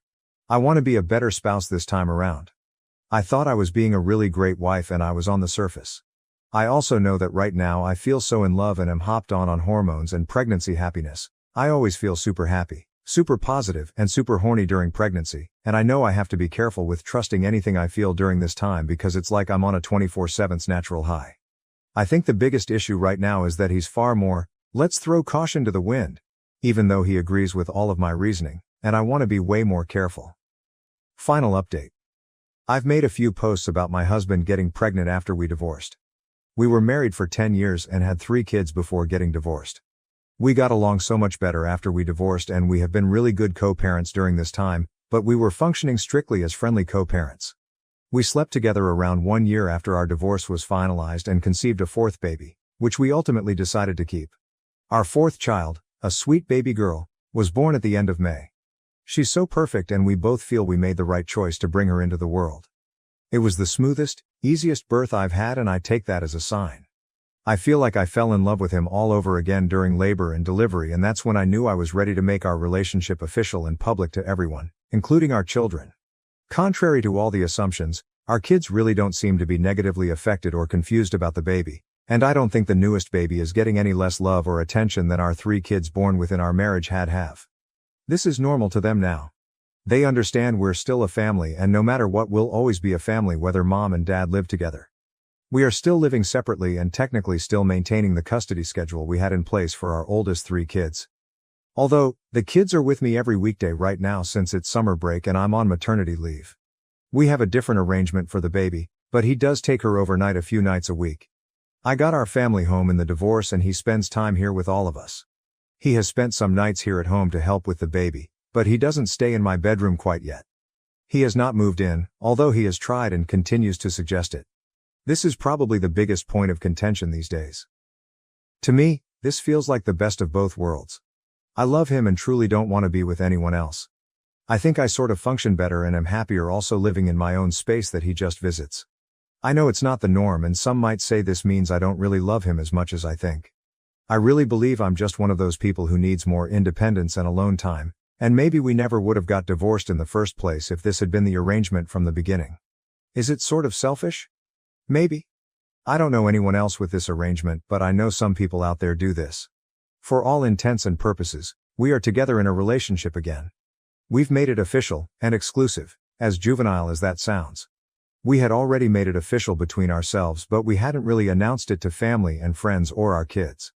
We are still in love with each other or back in love with each other and we are not seeing anyone else. Our kids have adjusted well. They've been seeing a therapist since we filed for divorce, so that has really helped us navigate some of this. Prior to the baby's birth we did not tell them that we were essentially in a relationship. Only so long you can keep that a secret from your kids. Even though they're young, they're perceptive. So we've recently explained to them that mommy and daddy love each other but we get along better living in separate homes and for now we think this is the best thing for our family. The only problem is that now they keep asking about when we will all live together again. I'm sure it's a little confusing to them, but I'm not sure how we could be handling it any better. We attempted marriage counseling when we separated, before divorce. It was not successful. I don't think either of us was 100% committed to it at the time. He really did not take it seriously back then, but I was more stubborn and resistant than I originally realized. We're in couples therapy now and it's like night and day compared to last time. I'm scared to live together again, so we aren't going to do that anytime soon. It's not that I don't trust him.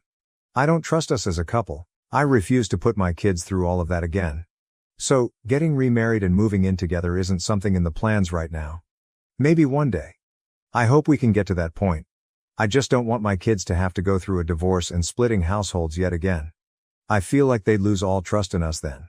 OP on their living situation. I think it might be best for us to find a way to each have our own place next to each other or on the same property, instead of one actual house that we share. Other than not living together, we are together. It's no different than any other couple that's dating but doesn't live together. Well, it's a little different since we share kids and we were once married and I still usually refer to him as my husband, but not too different. We aren't keeping our relationship a secret anymore, so we aren't pretending to not be together. Everyone knows now. We spend a lot of time together. But yeah, he may eventually want more than I do, as in a relationship where we live together 24/7. At this point, the hubby's ex-GF was firmly in the rearview mirror and OP was still brushing it off as if it is no biggie, but I found one exchange that people may find interesting. OP, downvoted. Yes, he had a girlfriend at the time. It's in my post history and I'm not trying to hide it, but we have moved well beyond that now. Response. People are downvoting her comment because it is pretty black and white when it comes to cheating. Cheating hurts others and a lot of people value living in a world and having actions that don't result in hurting others. He was in a relationship and committed to his girlfriend when he decided that he had the right to sleep with his ex and not immediately tell her that he did it. She deserved better than to get trauma from someone who claimed to be committed to her, but was willing to step out on her. Cheating on someone does result in emotional trauma, which will affect how they will view love and relationships going forward. Personally, if he wasn't ready to be in a relationship with her, then he should have left her alone. I am tired of men in particular getting into relationships with women when they know they are not clearly over their ex-partner. It is a sign of selfishness and pure disregard of another human being's health. She was used as an emotional support and sex object by him, because no one that respects their partner would do something this cruel. So I'm not going to cheer on someone who could have just avoided this entire situation by not being in a relationship when he was clearly not ready to be in one, and hurt someone deeply. Edit, I want to add additional thought as well. Cheating is not only an emotional hurt but a sign that you give zero care about your partner's health. He was presumably still having sex with his ex-girlfriend after sleeping with no condoms with his ex-wife. With the rate of sexually transmitted diseases and infections increasing and the likelihood of the disease being antibiotic resistant, he told his ex that he had zero care for health and emotional well-being. She had the basic right to know that he slept with another person while still being intimate with her. Especially with no form of protection. Not calling the ex-wife dirty but with the risk of catching a disease that's incurable, or opens you up to higher risk of illness, every person who is engaging in a sexual relationship deserves honesty. OP. All of this may be true. I'm not arguing anything you said. But I'd like to know what everyone on Reddit thinks we're supposed to do about it. We can't go back in time and undo what we did. Maybe Redditors feel that as an act of penance we should not be together, despite very much wanting to, since that's what we deserve for hurting her in the process. We should never be allowed to move on and have any happiness in our lives, together or separate, because we did something at one time that hurt somebody. Short of publicly flogging ourselves and maybe not allowing ourselves to ever be in a relationship with anyone ever again as a form of self-punishment, what are we supposed to do to satisfy the masses? Neither of us are proud of hurting somebody. Am I the asshole for asking my husband to help our child while cooking for family? Relatives called me out for treating him like a servant. I, 30F, was assigned to cook for my husband's family during a week-long trip, 11 adults 4 kids. I sat down to eat after cooking for a few hours and our child asked for a condiment and a drink. I asked my husband, 40s, if he'd mind getting it and he had no issue and got up. My meal and his aunt had a fit about this and said, why am I treating him like a servant? I could get up and take care of it so my husband could relax. He had been all day. They've been cold and mean and not speaking to me. I'm wondering if I should have done it myself or if I should just ask my husband if we can go home. I've got 4 days left. Relevant comments. Top comment. The reason OOP is voted info. Please explain how you were assigned to cook. Nobody except my supervisor assigns me to do anything, and I still have the option of saying, no, though there could be consequences. In what way were you making your husband do anything? He could have said, no. OP, Sorry, I tried to make the post short. His aunt rented an Airbnb. We paid it back. I'm a really good cook and his family loved my cooking, so it was my night to do the cooking. All the women were assigned a night. Commenter. Are your Mill and his aunt typically set in traditional gender roles?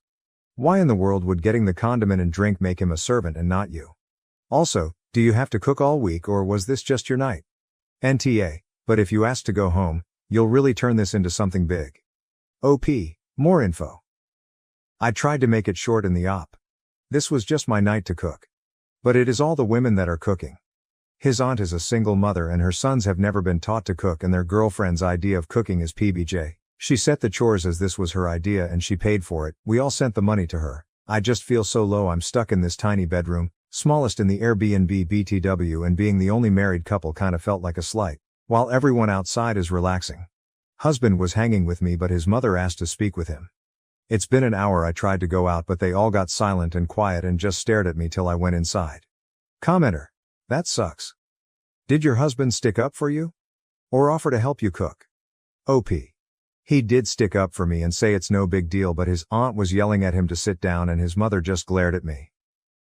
I love my husband to death. He's good at a great many things, but I didn't feel like getting food poisoning tonight. Tensions already seemed really high as I took the boat out and I was wearing an appropriate two-piece. Think sports bra kinda bathing suit with long sleeves and swimming shorts.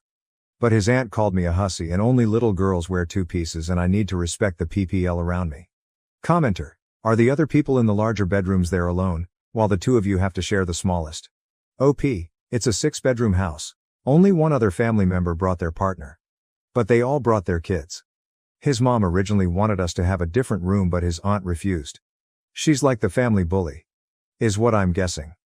Husband came back and we are talking about what went down. Will update. Edit. So his aunt arranged the Airbnb, she assigned the rooms and the chores. She has made other comments to me on this trip that have made me feel bad about myself. Husband just came in after being outside talking with his family for the last hour and he won't go into details but said that we will be staying, but if they say one more comment or if I feel any more discomfort we will be leaving. We want to stay as we have some fun events that we don't want our child missing out on tomorrow and Monday. Relevant comments. Commenter. NTA. If they're not speaking to you, just consider that a bonus. I wouldn't want to hear anything assholes like that have to say anyway. If you really want to get a dig in though, you could say to them, if I knew that's all I had to do to get you two to shut your yapping cake holes, I would have done it sooner.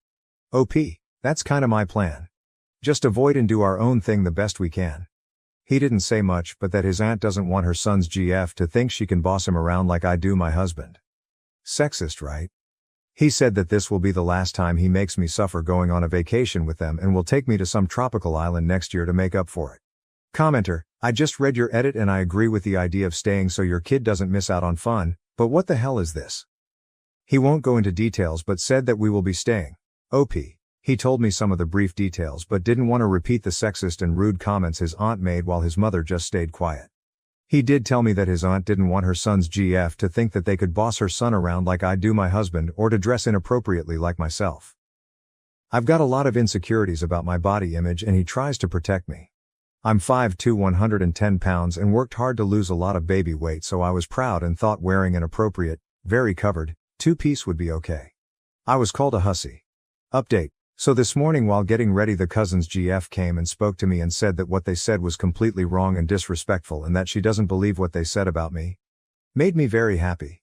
Anyway, as we were heading out to go hiking his aunt couldn't help herself I guess and said at least I don't look like I belong on a pole like I did yesterday. My 5-year-old yelled at her and said to stop being mean to my mommy before we could say anything. My husband had a few choice words for her in front of everyone. So anyway, we are driving home.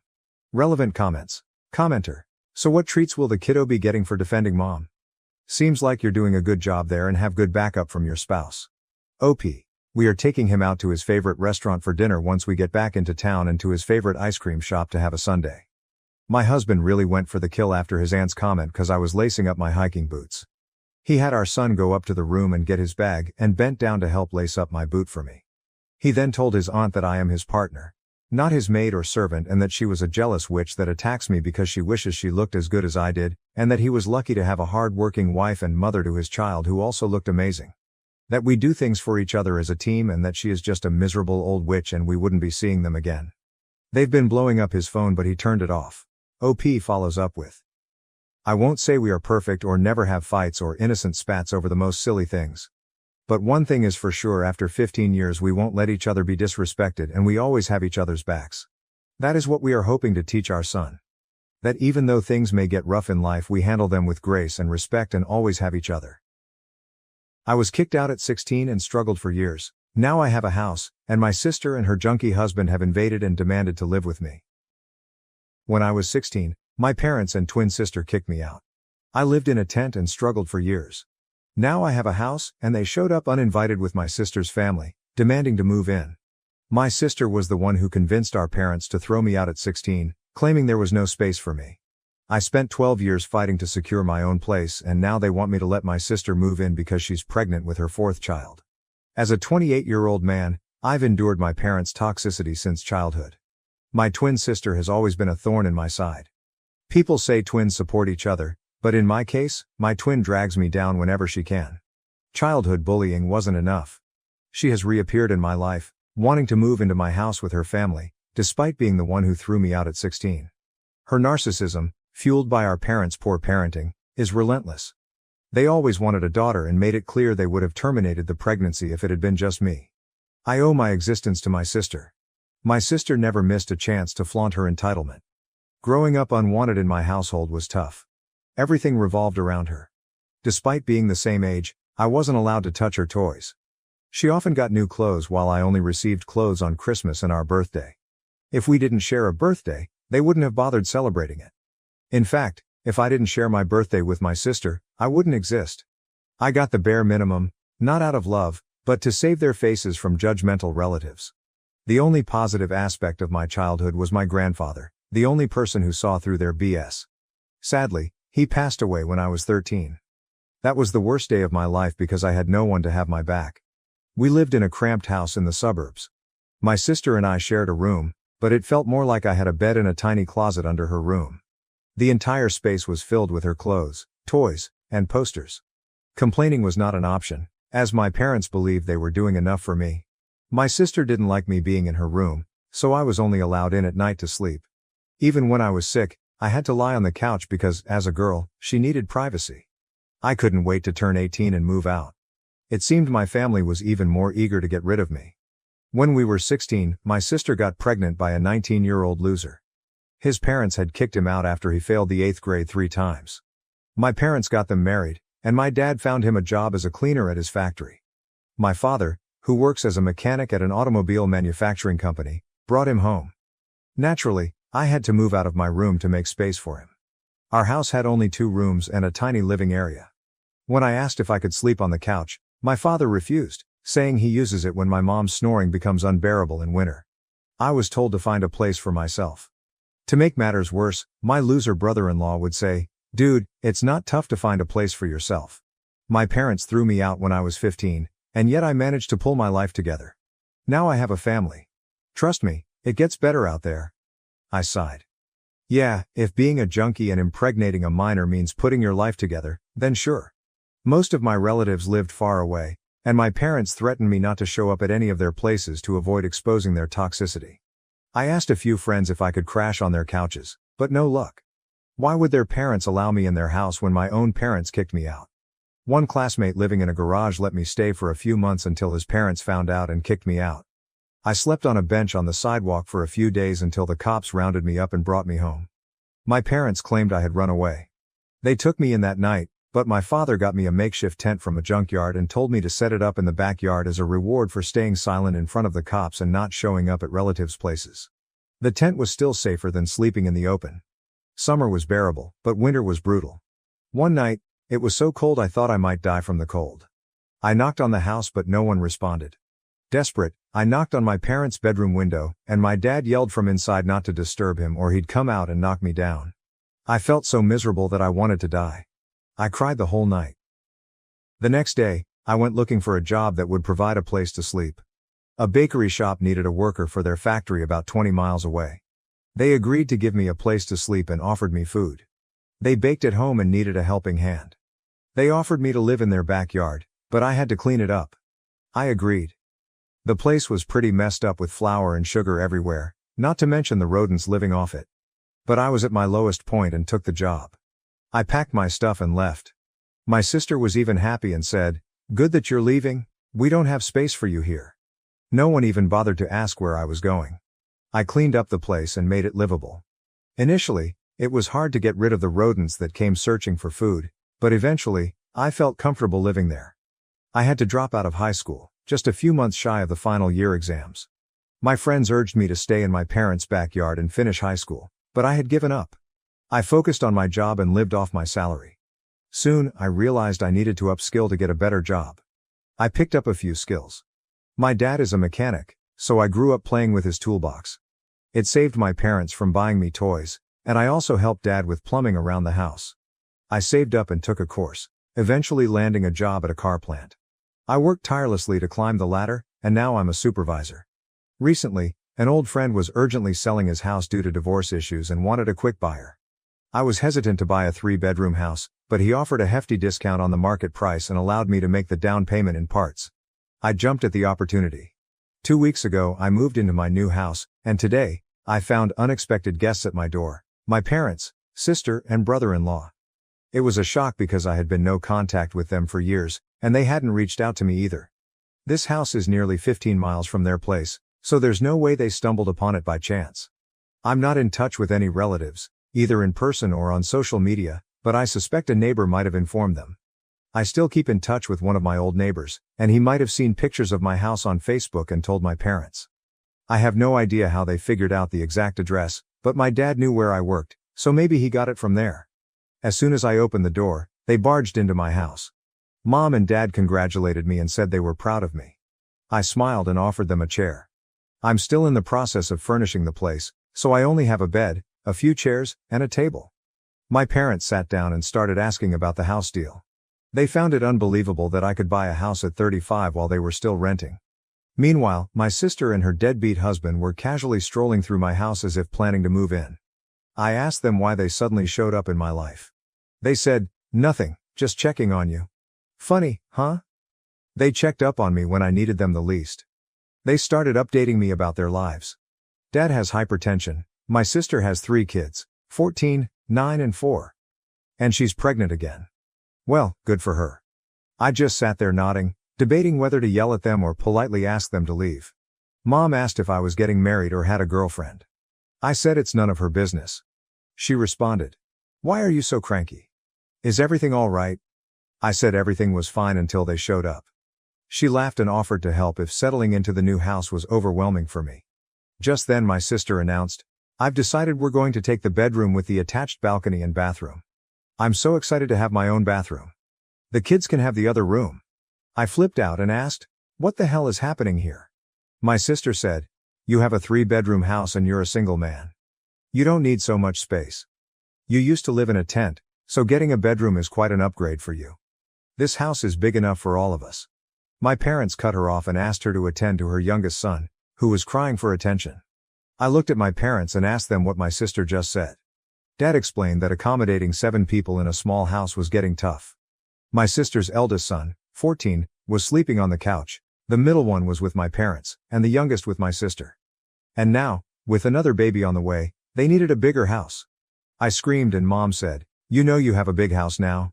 Can't you take your sister in?" Before she finished I yelled, "Hell no, I'm not taking anyone into my house." My sister screamed that I owed her for bringing me into this world, the same old story. "Mom and Dad would never have had you if I wasn't there. You owe me a place here. Our house is so crowded I can't even breathe." I replied, "Yes, thanks to you and thanks for bringing me into this world. Now get out." Before anyone could say anything, I asked them to leave. Dad tried his tough approach, raising his voice and saying it was my duty as the man of the house to take care of my sister. I yelled back that I had no obligation to take care of her, but as parents, they were obligated to take care of me, and they failed. He was okay with his grandson sleeping on the couch, but when I asked, he refused and threw me out. I ranted about how I survived with rodents in my employer's garage and lived in a dingy apartment for a decade, but none of them ever checked on me. Mom started sobbing and tried to hug me. I blocked her and asked them to leave. Bill said, "Man up, bro. I've lived that life for years and never complained. You have a big house and you're single. What do you need all this space for?" I gestured for him to shut up. My sister started cussing me for shouting at her husband. I said, "Well then, get out if you don't want me to knock him down." I chased them out of my house without letting them speak another word. I'm fuming with anger. They were always toxic and narcissistic, and now they've turned greedy. But I'm not 16 anymore, blindly following their orders like a puppet. If they keep pestering me, I won't hesitate to call the cops on them. Update: my sister and her junkie husband broke into my house. Some of you asked if my sister offered to pay rent. The answer is a big no. She hasn't, and she can't afford rent. She and her junkie husband are freeloaders and child-making machines. They've been leeching off my parents for 12 years, and now they want to do the same to me. It's not like my parents are happy about it. I saw the frustration in their eyes during their last visit. But instead of throwing her out, they're trying to offload those lazy bumps onto me. A week after our first encounter, my mom showed up at my house again. This time she didn't beat around the bush and told me I should let my sister move in with me. I said no way. She repeated the same stuff about how difficult it was to accommodate so many people in a small house, blah blah. Still, it was a no from me. Then she tried to threaten me. I should have seen it coming. She said, "See honey, you live alone in this big house and you're gone for 12 hours a day.